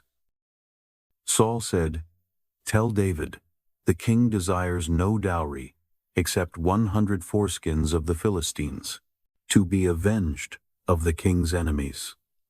Now Saul thought he would make David fall by the hand of the Philistines. When his servants told David these words, it pleased David well to be the king's son-in-law. Before the deadline, David arose and went, he and his men, and killed 200 men of the Philistines. Then David brought their foreskins, and they gave them in full number to the king, that he might be the king's son-in-law. Then Saul gave him Michal his daughter as wife. Saul saw and knew that the Lord was with David, and Michal, Saul's daughter, loved him. Saul was even more afraid of David, and Saul was David's enemy continually. Then the princes of the Philistines went out, and as often as they went out, David behaved himself more wisely than all the servants of Saul, so that his name was highly esteemed. Chapter 19. Saul spoke to Jonathan his son, and to all his servants, that they should kill David. But Jonathan, Saul's son, greatly delighted in David. Jonathan told David, saying, Saul, my father seeks to kill you. Now therefore, please take care of yourself in the morning, live in a secret place, and hide yourself. I will go out and stand beside my father in the field where you are, and I will talk with my father about you. And if I see anything, I will tell you. Jonathan spoke good of David to Saul his father, and said to him, Don't let the king sin against his servant, against David, because he has not sinned against you, and because his works have been very good toward you. For he put his life in his hand, and struck the Philistine, and the Lord worked a great victory for all Israel. You saw it, and rejoiced. Why then will you sin against innocent blood, to kill David without a cause? Saul listened to the voice of Jonathan, and Saul swore, As the Lord lives, he shall not be put to death. Jonathan called David, and Jonathan showed him all those things. Then Jonathan brought David to Saul, and he was in his presence as before. There was war again. David went out and fought with the Philistines, and killed them with a great slaughter, and they fled before him. An evil spirit from the Lord was on Saul, as he sat in his house with his spear in his hand, and David was playing music with his hand. Saul sought to pin David to the wall with the spear, but he slipped away out of Saul's presence, and he stuck the spear into the wall. David fled and escaped that night. Saul sent messengers to David's house, to watch him and to kill him in the morning. Michal, David's wife, told him, saying, If you don't save your life tonight, tomorrow you will be killed. So Michal let David down through the window. He went away, fled, and escaped. Michal took the teraphim and laid it in the bed, and put a pillow of goat's hair at its head, and covered it with clothes. When Saul sent messengers to take David, she said, He is sick. Saul sent the messengers to see David, saying, Bring him up to me in the bed, that I may kill him. When the messengers came in, behold, the teraphim was in the bed, with a pillow of goat's hair at its head. Saul said to Michal, Why have you deceived me like this, and let my enemy go, so that he has escaped? Michal answered Saul, He said to me, Let me go. Why should I kill you? Now David fled and escaped, and came to Samuel at Ramah, and told him all that Saul had done to him. He and Samuel went and lived in Naioth. Saul was told, saying, Behold, David is at Naioth in Ramah. Saul sent messengers to seize David, and when they saw the company of the prophets prophesying, and Samuel standing his head over them, God's Spirit came on Saul's messengers, and they also prophesied. When Saul was told, he sent other messengers, and they also prophesied. Saul sent messengers again the third time, and they also prophesied. Then he also went to Ramah, and came to the great well that is in Seku, and he asked, Where are Samuel and David? One said, Behold, they are at Naioth in Ramah. He went there to Naioth in Ramah. Then God's Spirit came on him also, and he went on, and prophesied, until he came to Naioth in Ramah. He also stripped off his clothes. He also prophesied before Samuel, and lay down naked all that day and all that night. Therefore they say, Is Saul also among the prophets? Chapter 20. David fled from Naioth in Ramah, and came and said to Jonathan, What have I done? What is my iniquity? What is my sin before your father, that he seeks my life? He said to him, Far from it, you will not die. Behold, my father does nothing either great or small, but that he discloses it to me. Why would my father hide this thing from me? It is not so. David swore, moreover, and said, Your father knows well that I have found favor in your eyes, and he says, Don't let Jonathan know this, lest he be grieved. But truly as the Lord lives, and as your soul lives, there is but a step between me and death." Then Jonathan said to David, "Whatever your soul desires, I will even do it for you." David said to Jonathan, "Behold, tomorrow is the new moon, and I should not fail to dine with the king. But let me go, that I may hide myself in the field to the third day at evening. If your father misses me at all, then say, 'David earnestly asked leave of me, that he might run to Bethlehem his city, for it is the yearly sacrifice there for all the family.' If he says, 'It is well, your servant shall have peace,' but if he is angry, then know that evil is determined by him. Therefore deal kindly with your servant, for you have brought your servant into a covenant of the Lord with you. But if there is iniquity in me, kill me yourself, for why should you bring me to your father?" Jonathan said, "Far be it from you, for if I should at all know that evil were determined by my father to come on you, then wouldn't I tell you that?" Then David said to Jonathan, "Who will tell me if your father answers you roughly?" Jonathan said to David, "Come, let's go out into the field." They both went out into the field. Jonathan said to David, "By the Lord, the God of Israel, when I have sounded out my father about this time tomorrow, or the third day, behold, if there is good toward David, won't I then send to you and disclose it to you? The Lord do so to Jonathan, and more also, should it please my father to do you evil, if I don't disclose it to you and send you away, that you may go in peace. May the Lord be with you, as he has been with my father. You shall not only show me the loving kindness of the Lord while I still live, that I not die, but you shall also not cut off your kindness from my house forever.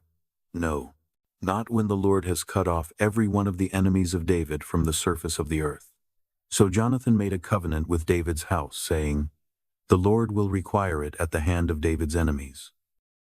Jonathan caused David to swear again, for the love that he had to him, for he loved him as he loved his own soul.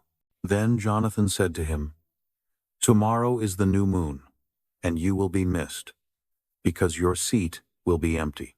When you have stayed 3 days, go down quickly and come to the place where you hid yourself when this started, and remain by the stone easel.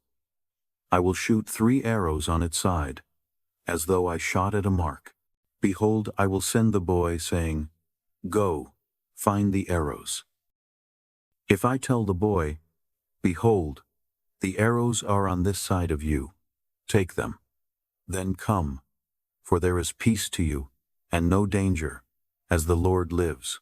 But if I say this to the boy, 'Behold, the arrows are beyond you,' then go your way, for the Lord has sent you away. Concerning the matter which you and I have spoken of, behold, the Lord is between you and me forever." So David hid himself in the field. When the new moon had come, the king sat himself down to eat food. The king sat on his seat, as at other times, even on the seat by the wall. And Jonathan stood up, and Abner sat by Saul's side, but David's place was empty. Nevertheless, Saul didn't say anything that day, for he thought, "Something has happened to him. He is not clean. Surely he is not clean."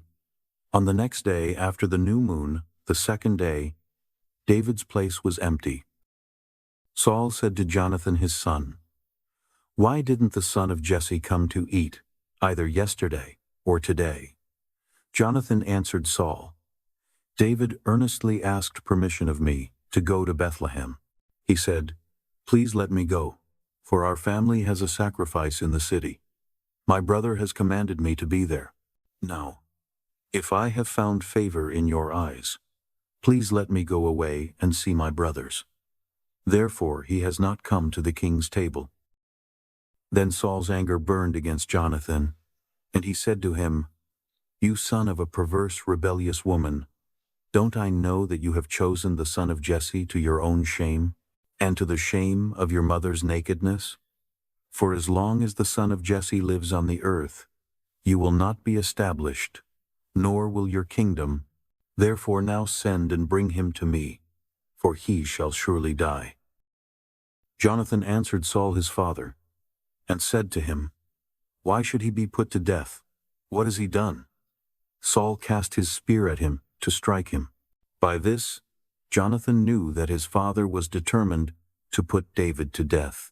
So Jonathan arose from the table in fierce anger, and ate no food the second day of the month, for he was grieved for David, because his father had treated him shamefully. In the morning, Jonathan went out into the field at the time appointed with David, and a little boy with him. He said to his boy, "Run, find now the arrows which I shoot." As the boy ran, he shot an arrow beyond him. When the boy had come to the place of the arrow which Jonathan had shot, Jonathan cried after the boy and said, "Isn't the arrow beyond you?" Jonathan cried after the boy, "Go fast, hurry, don't delay." Jonathan's boy gathered up the arrows and came to his master. But the boy didn't know anything. Only Jonathan and David knew the matter. Jonathan gave his weapons to his boy and said to him, "Go, carry them to the city." As soon as the boy was gone, David arose out of the south and fell on his face to the ground and bowed himself 3 times. They kissed one another and wept with one another, and David wept the most. Jonathan said to David, "Go in peace, because we have both sworn in the Lord's name, saying, 'The Lord is between me and you, and between my offspring and your offspring, forever.'" He arose and departed, and Jonathan went into the city. Chapter 21. Then David came to Nob to Ahimelech the priest. Ahimelech came to meet David trembling and said to him, "Why are you alone, and no man with you?" David said to Ahimelech the priest, "The king has commanded me to do something, and has said to me, 'Let no one know anything about the business about which I send you, and what I have commanded you.' I have sent the young men to a certain place. Now therefore, what is under your hand? Please give me 5 loaves of bread in my hand, or whatever is available." The priest answered David, and said, "I have no common bread, but there is holy bread, if only the young men have kept themselves from women." David answered the priest, and said to him, "Truly, women have been kept from us as usual these 3 days.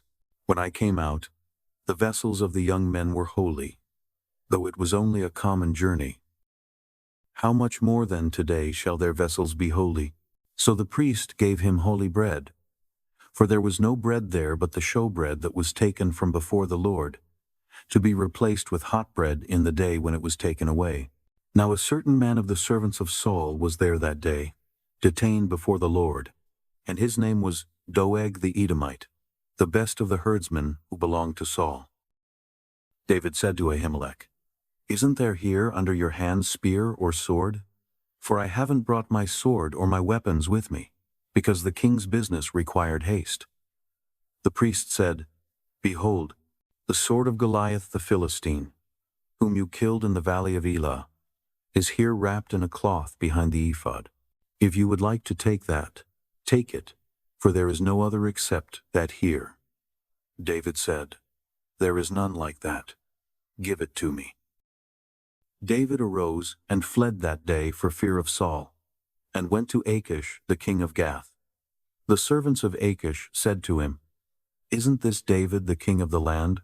Didn't they sing to one another about him in dances, saying, 'Saul has slain his thousands, and David his 10,000s?'" David laid up these words in his heart, and was very afraid of Achish the king of Gath.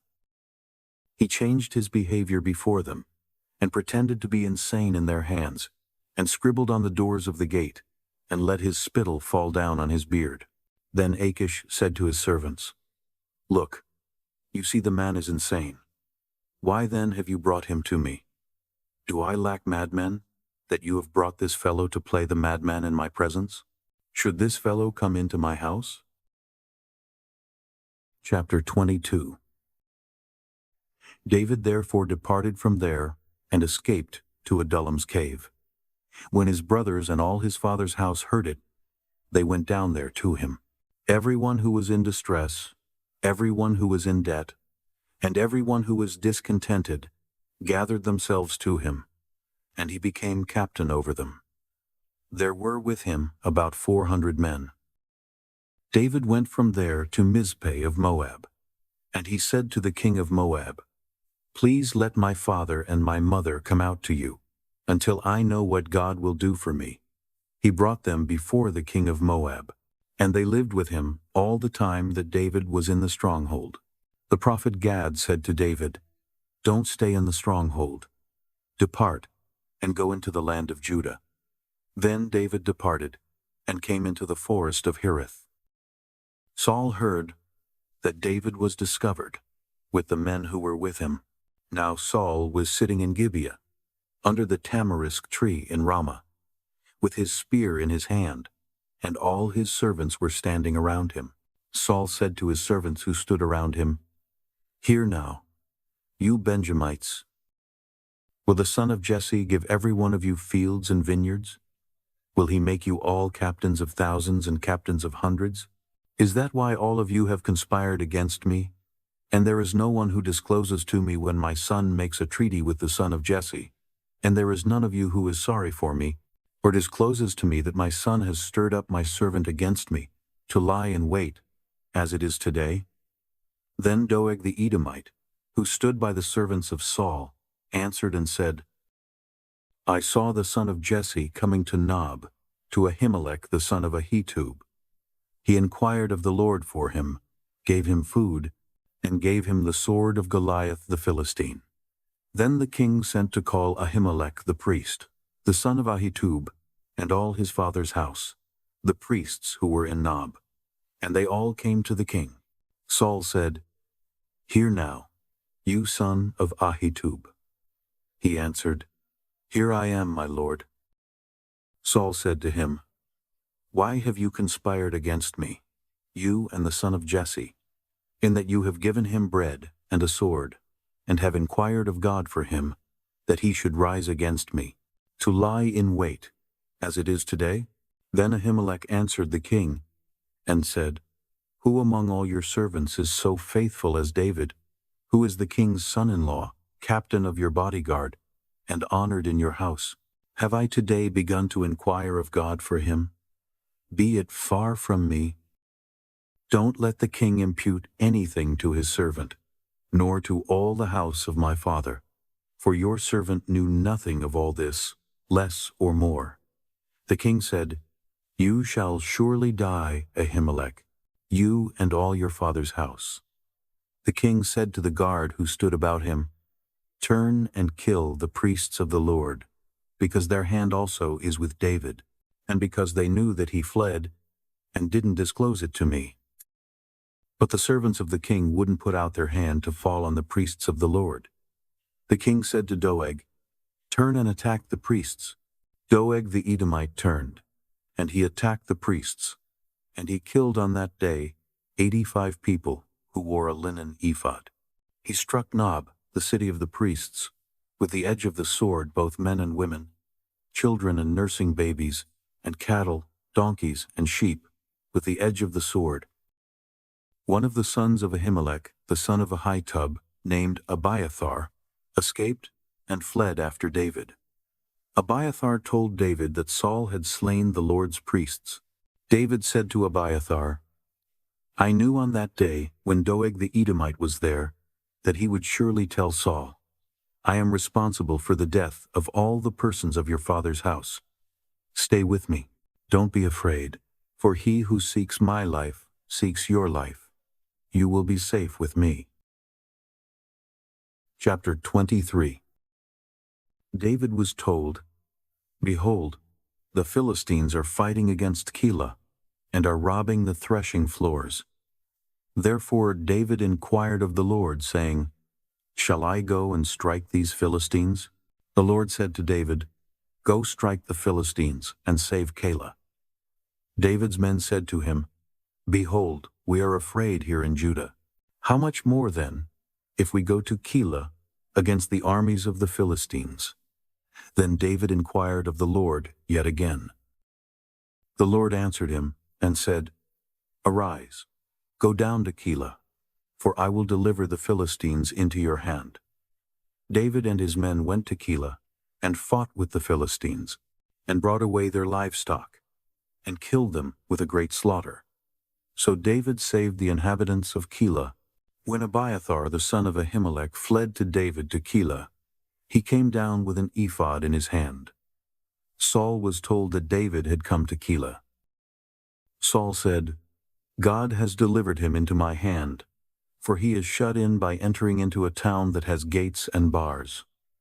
Saul summoned all the people to war, to go down to Keilah to besiege David and his men. David knew that Saul was devising mischief against him. He said to Abiathar the priest, Bring the ephod here. Then David said, O Lord, the God of Israel, your servant has surely heard that Saul seeks to come to Keilah to destroy the city for my sake. Will the men of Keilah deliver me up into his hand?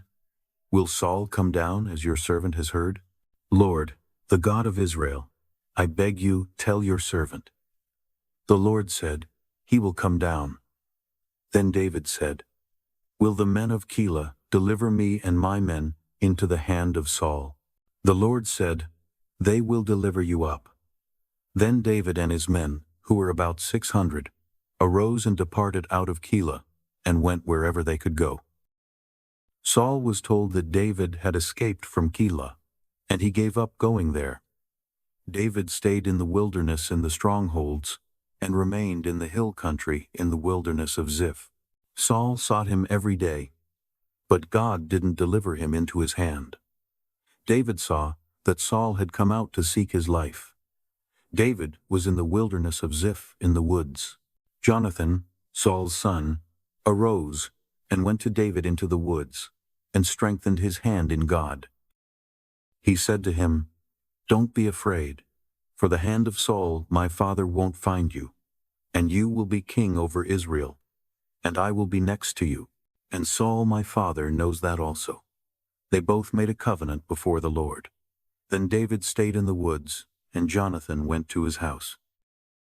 Then the Ziphites came up to Saul to Gibeah, saying, Doesn't David hide himself with us in the strongholds in the woods, in the hill of Hachilah, which is on the south of the desert? Now therefore, O king, come down, according to all the desire of your soul to come down, and our part will be to deliver him up into the king's hand. Saul said, You are blessed by the Lord, for you have had compassion on me. Please go make yet more sure, and know and see his place where his haunt is, and who has seen him there. For I have been told that he is very cunning. See therefore, and take knowledge of all the lurking places where he hides himself, and come again to me with certainty, and I will go with you. It shall happen, if he is in the land, that I will search him out among all the thousands of Judah. They arose, and went to Ziph before Saul. But David and his men were in the wilderness of Maon, in the Arabah, on the south of the desert. Saul and his men went to seek him. When David was told, he went down to the rock, and stayed in the wilderness of Maon. When Saul heard that, he pursued David in the wilderness of Maon. Saul went on this side of the mountain, and David and his men on that side of the mountain. And David hurried to get away for fear of Saul. For Saul and his men surrounded David and his men to take them. But a messenger came to Saul, saying, Hurry and come, for the Philistines have made a raid on the land. So Saul returned from pursuing David, and went against the Philistines. Therefore they called that place Selah Hamalekoth. David went up from there, and lived in the strongholds of En-Gedi. Chapter 24. When Saul had returned from following the Philistines, he was told, Behold, David is in the wilderness of En-Gedi. Then Saul took 3,000 chosen men out of all Israel, and went to seek David and his men on the rocks of the wild goats. He came to the sheep pens by the way, where there was a cave, and Saul went in to relieve himself. Now David and his men were staying in the innermost parts of the cave. David's men said to him, "Behold, the day of which the Lord said to you, Behold, I will deliver your enemy into your hand, and you shall do to him as it shall seem good to you." Then David arose and cut off the skirt of Saul's robe secretly. Afterward, David's heart struck him because he had cut off Saul's skirt. He said to his men, "The Lord forbid that I should do this thing to my Lord, the Lord's anointed, to stretch out my hand against him, since he is the Lord's anointed." So David checked his men with these words, and didn't allow them to rise against Saul. Saul rose up out of the cave and went on his way. David also arose afterward, and went out of the cave and cried after Saul, saying, "My lord the king." When Saul looked behind him, David bowed with his face to the earth and showed respect. David said to Saul, "Why do you listen to men's words, saying, Behold, David seeks to harm you? Behold, today your eyes have seen how the Lord had delivered you today into my hand in the cave. Some urged me to kill you, but I spared you. I said, I will not stretch out my hand against my Lord, for he is the Lord's anointed. Moreover, my father, behold, yes, see the skirt of your robe in my hand.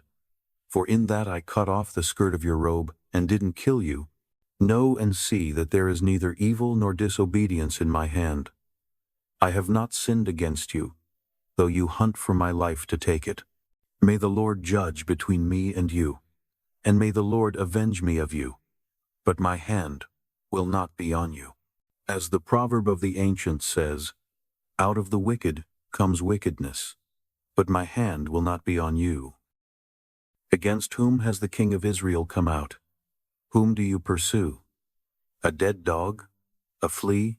May the Lord therefore be judge, and give sentence between me and you, and see, and plead my cause, and deliver me out of your hand. It came to pass, when David had finished speaking these words to Saul, that Saul said, Is that your voice, my son David? Saul lifted up his voice and wept. He said to David, You are more righteous than I, for you have done good to me, whereas I have done evil to you.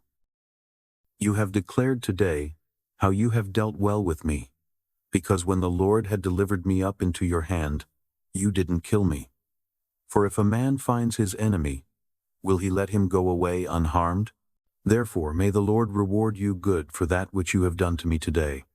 Now, behold, I know that you will surely be king, and that the kingdom of Israel will be established in your hand.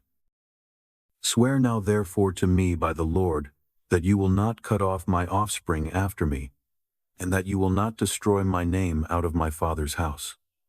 David swore to Saul. Saul went home, but David and his men went up to the stronghold. Chapter 25. Samuel died, and all Israel gathered themselves together and mourned for him, and buried him at his house at Ramah. Then David arose and went down to the wilderness of Paran. There was a man in Maon, whose possessions were in Carmel, and the man was very great. He had 3,000 sheep and 1,000 goats, and he was shearing his sheep in Carmel. Now the name of the man was Nabal, and the name of his wife Abigail. This woman was intelligent, and had a beautiful face, but the man was surly and evil in his doings. He was of the house of Caleb. David heard in the wilderness that Nabal was shearing his sheep. David sent 10 young men, and David said to the young men, Go up to Carmel, and go to Nabal, and greet him in my name.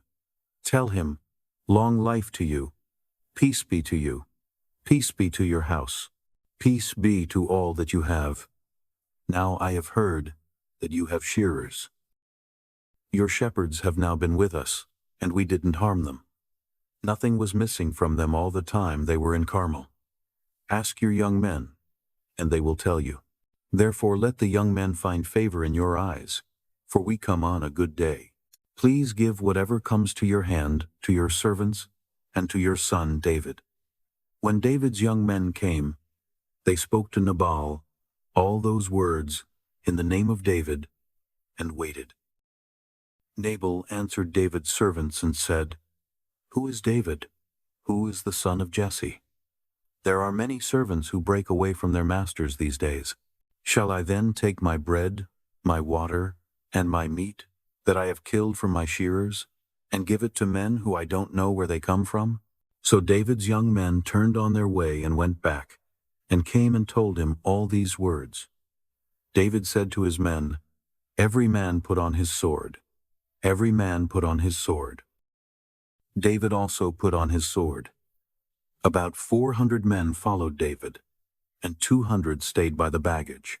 But one of the young men told Abigail, Nabal's wife, saying, "Behold, David sent messengers out of the wilderness to greet our master, and he insulted them. But the men were very good to us, and we were not harmed, and we didn't miss anything as long as we went with them when we were in the fields. They were a wall to us both by night and by day, all the while we were with them keeping the sheep. Now therefore know and consider what you will do. For evil is determined against our master and against all his house, for he is such a worthless fellow that one can't speak to him." Then Abigail hurried, and took 200 loaves of bread, 2 containers of wine, 5 sheep ready dressed, 5 seahs of parched grain, 100 clusters of raisins, and 200 cakes of figs, and laid them on donkeys. She said to her young men, "Go on before me. Behold, I am coming after you." But she didn't tell her husband, Nabal. As she rode on her donkey, and came down hidden by the mountain, behold, David and his men came down toward her, and she met them. Now David had said, "Surely in vain I have kept all that this fellow has in the wilderness, so that nothing was missed of all that pertained to him. He has returned me evil for good. God do so to the enemies of David, and more also, if I leave of all that belongs to him by the morning light, so much as one who urinates on a wall." When Abigail saw David, she hurried and got off her donkey, and fell before David on her face, and bowed herself to the ground. She fell at his feet and said, "On me, my lord, on me be the blame. Please, let your servant speak in your ears. Hear the words of your servant. Please don't let my lord pay attention to this worthless fellow, Nabal. For as his name is, so is he. Nabal is his name, and folly is with him. But I, your servant, didn't see my lord's young men whom you sent. Now therefore, my lord, as the Lord lives, and as your soul lives, since the Lord has withheld you from blood guiltiness, and from avenging yourself with your own hand, now therefore let your enemies, and those who seek evil to my lord, be as Nabal.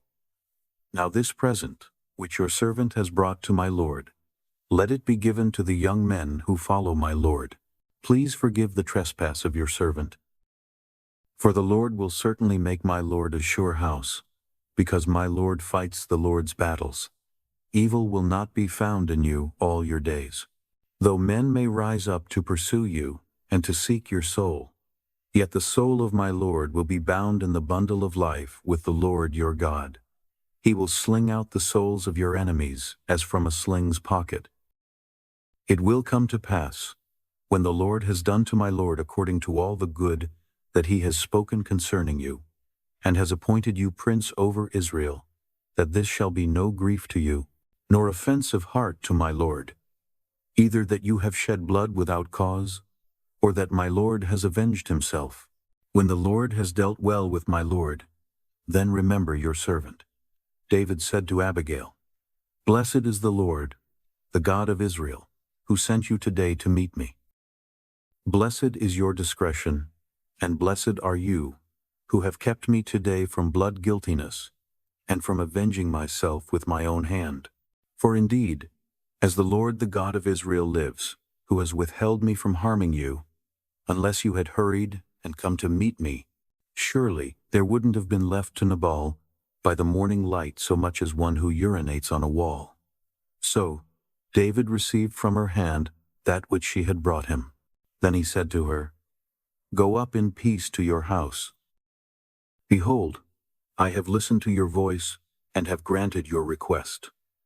Abigail came to Nabal, and behold, he held a feast in his house, like the feast of a king. Nabal's heart was merry within him, for he was very drunk. Therefore she told him nothing until the morning light. In the morning, when the wine had gone out of Nabal, his wife told him these things, and his heart died within him, and he became as a stone. About 10 days later, the Lord struck Nabal, so that he died. When David heard that Nabal was dead, he said, "Blessed is the Lord, who has pleaded the cause of my reproach from the hand of Nabal, and has kept back his servant from evil. The Lord has returned the evil-doing of Nabal on his own head." David sent and spoke concerning Abigail, to take her to himself as wife.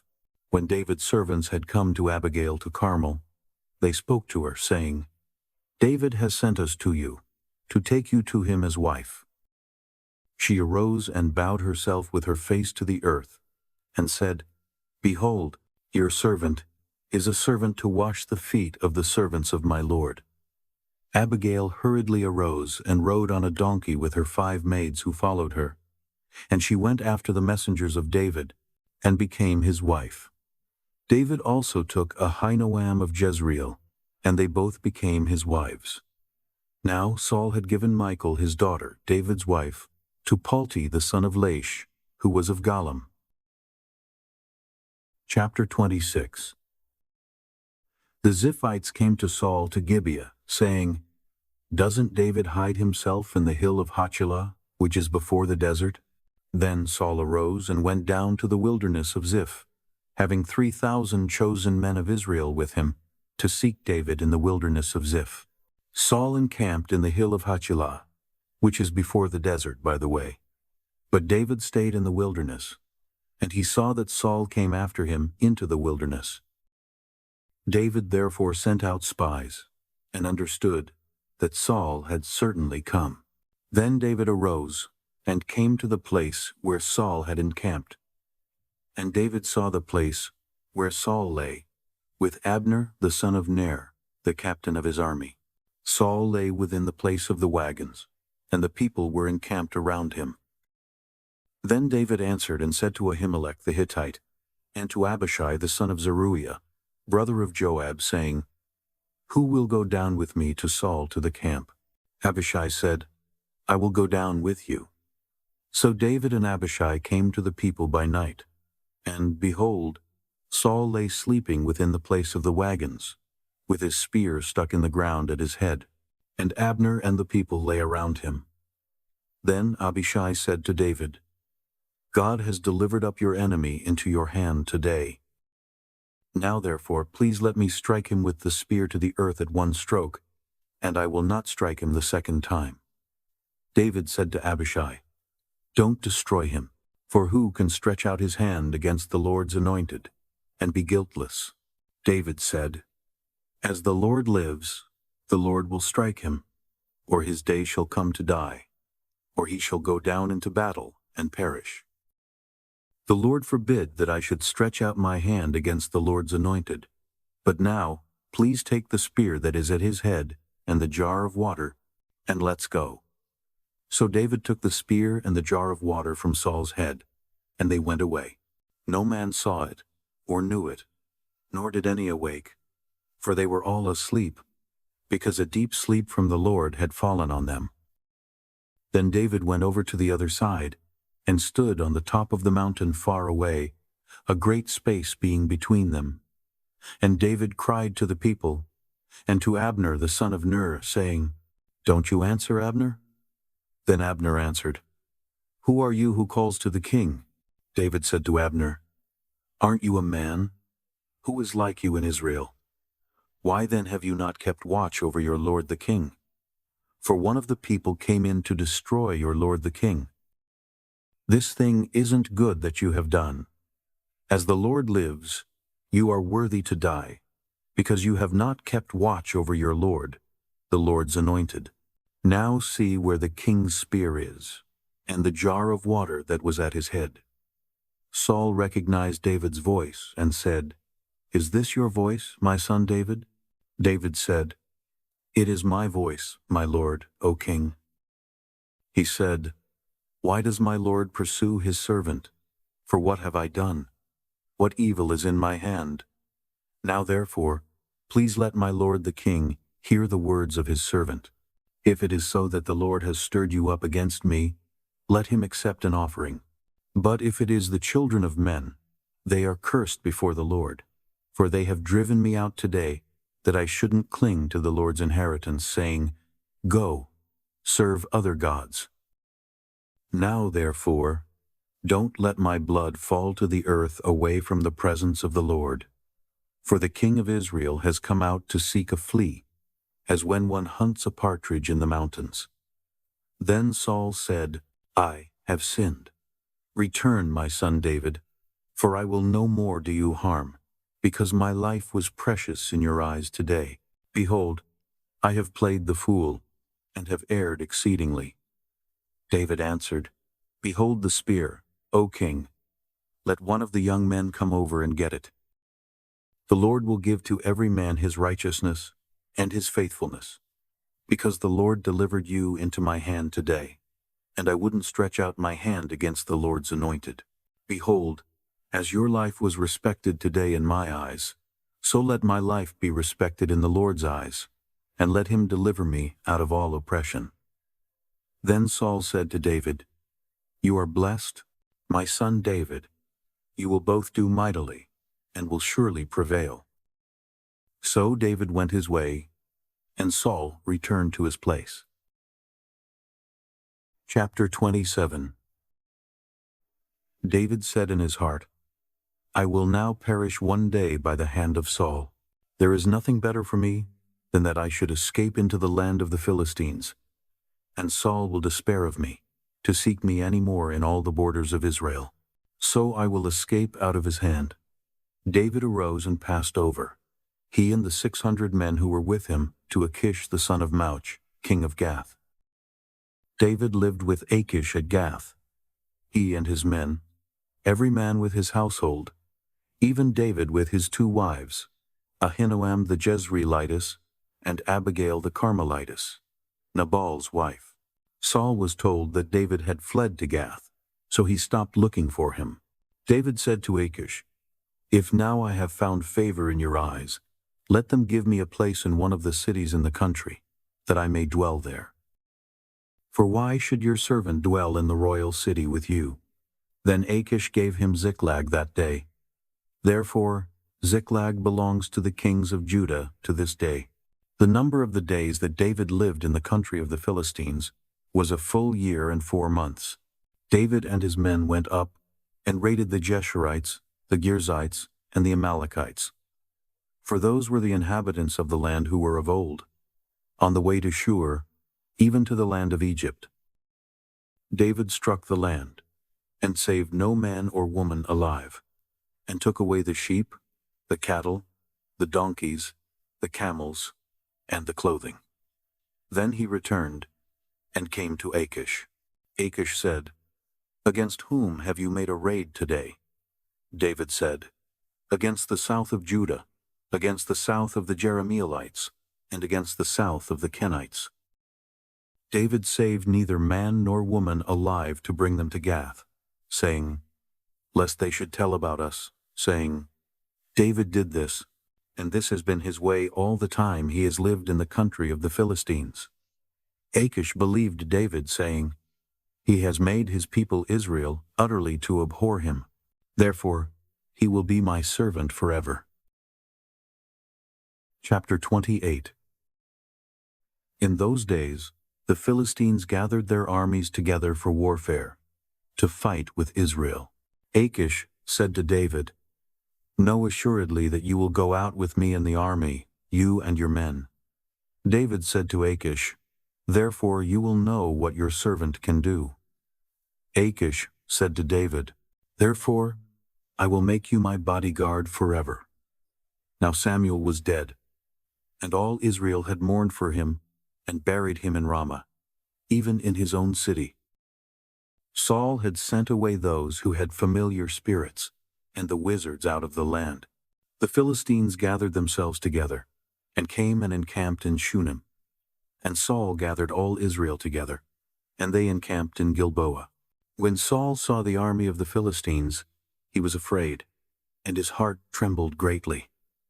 When Saul inquired of the Lord didn't answer him by dreams, by Urim, or by prophets. Then Saul said to his servants, "Seek for me a woman who has a familiar spirit, that I may go to her and inquire of her." His servants said to him, "Behold, there is a woman who has a familiar spirit at Endor." Saul disguised himself and put on other clothing, and went, he and 2 men with him, and they came to the woman by night. Then he said, "Please consult for me by the familiar spirit, and bring me up whomever I shall name to you."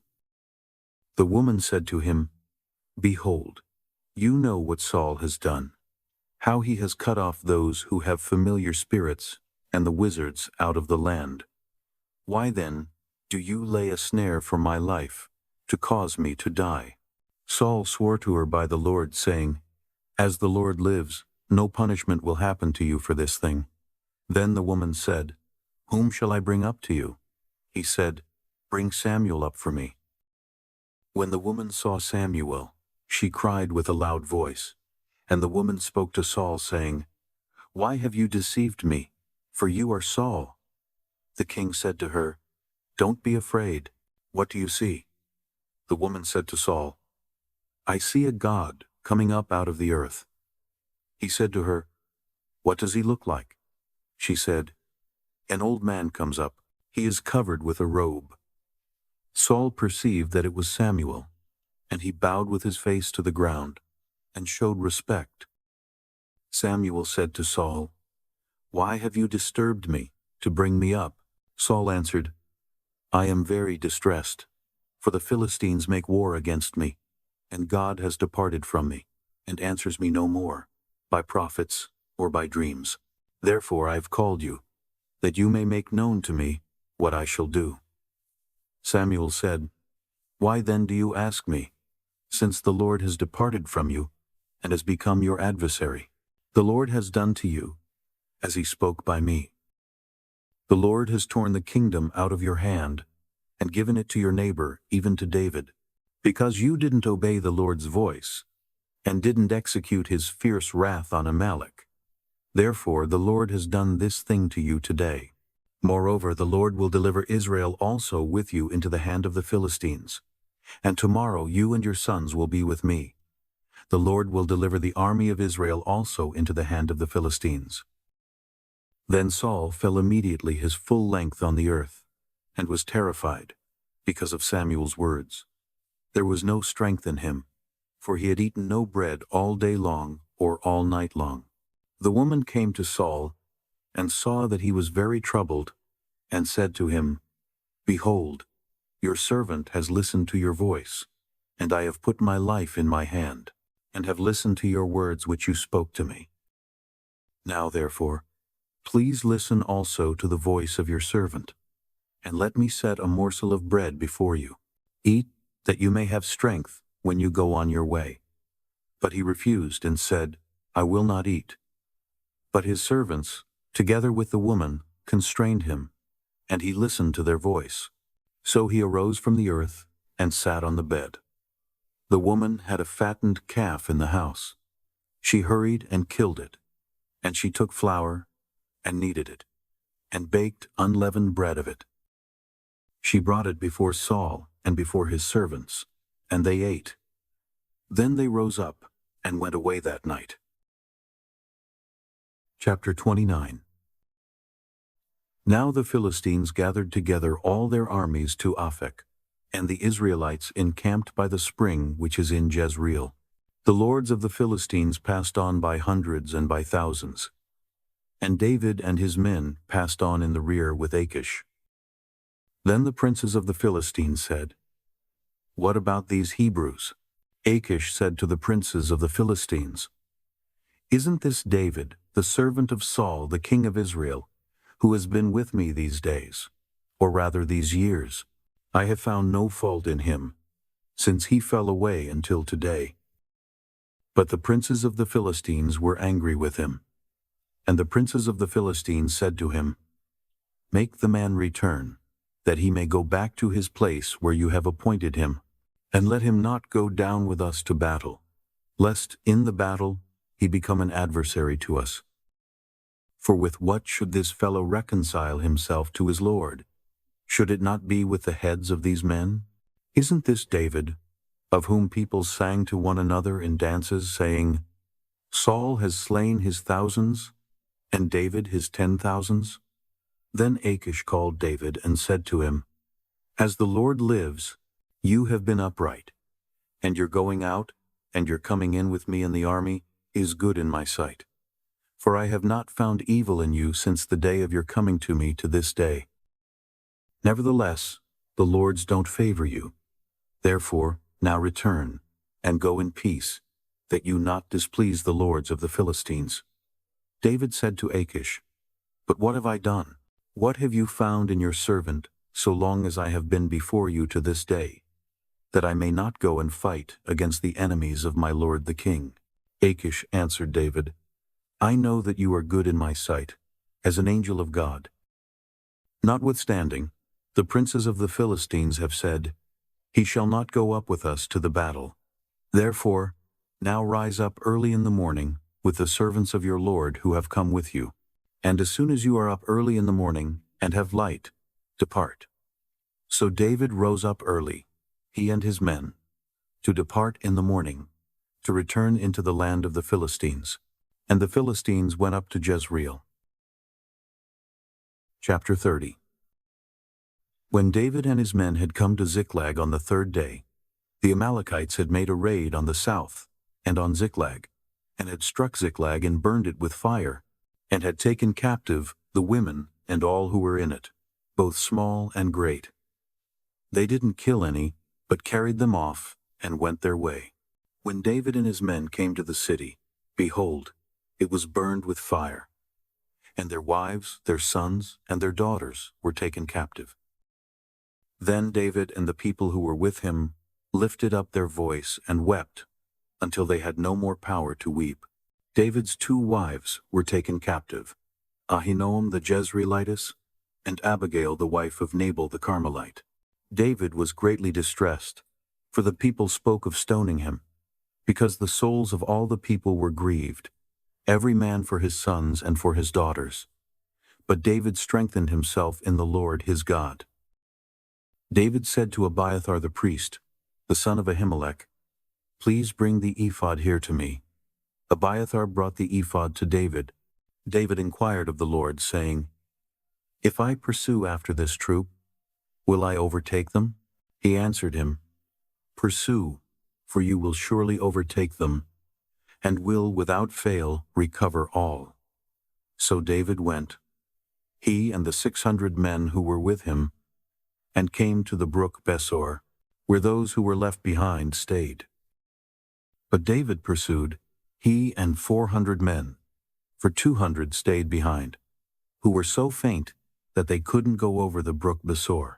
They found an Egyptian in the field, and brought him to David, and gave him bread, and he ate.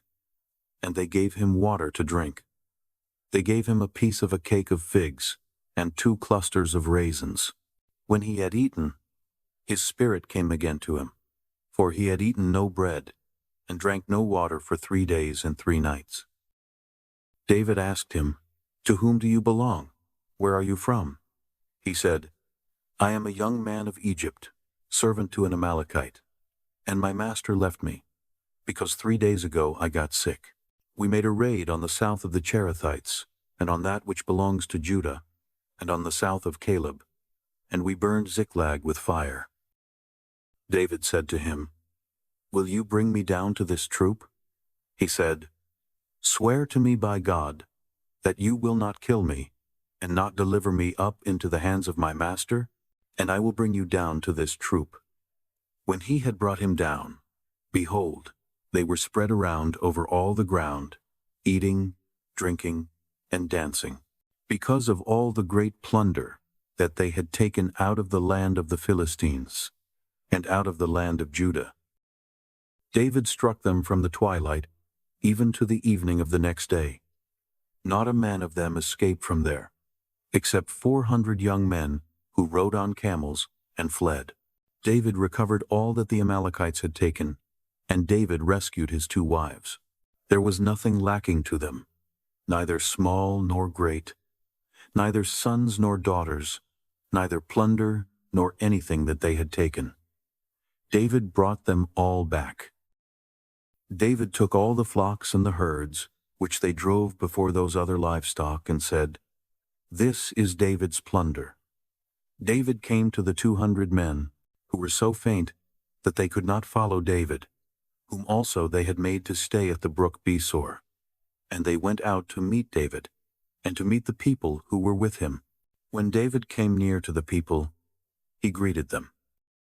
Then all the wicked men and worthless fellows of those who went with David answered and said, "Because they didn't go with us, we will not give them anything of the plunder that we have recovered, except to every man his wife and his children, that he may lead them away and depart."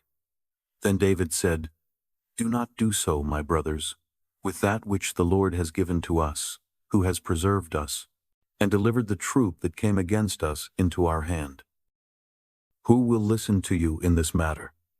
For as his share is who goes down to the battle, so shall his share be who stays with the baggage. They shall share alike." It was so from that day forward that he made it a statute and an ordinance for Israel to this day. When David came to Ziklag, he sent some of the plunder to the elders of Judah, even to his friends, saying, "Behold, a present for you from the plunder of the Lord's enemies."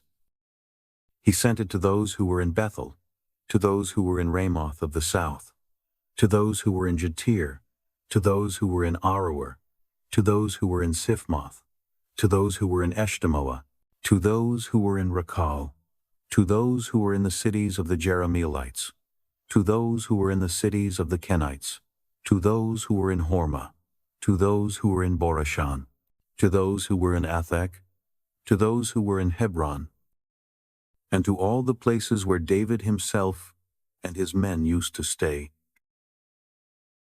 Chapter 31. Now the Philistines fought against Israel, and the men of Israel fled from before the Philistines, and fell down slain on Mount Gilboa. The Philistines overtook Saul and his sons, and the Philistines killed Jonathan, Abinadab, and Malchishua, the sons of Saul. The battle went hard against Saul, and the archers overtook him, and he was greatly distressed by reason of the archers.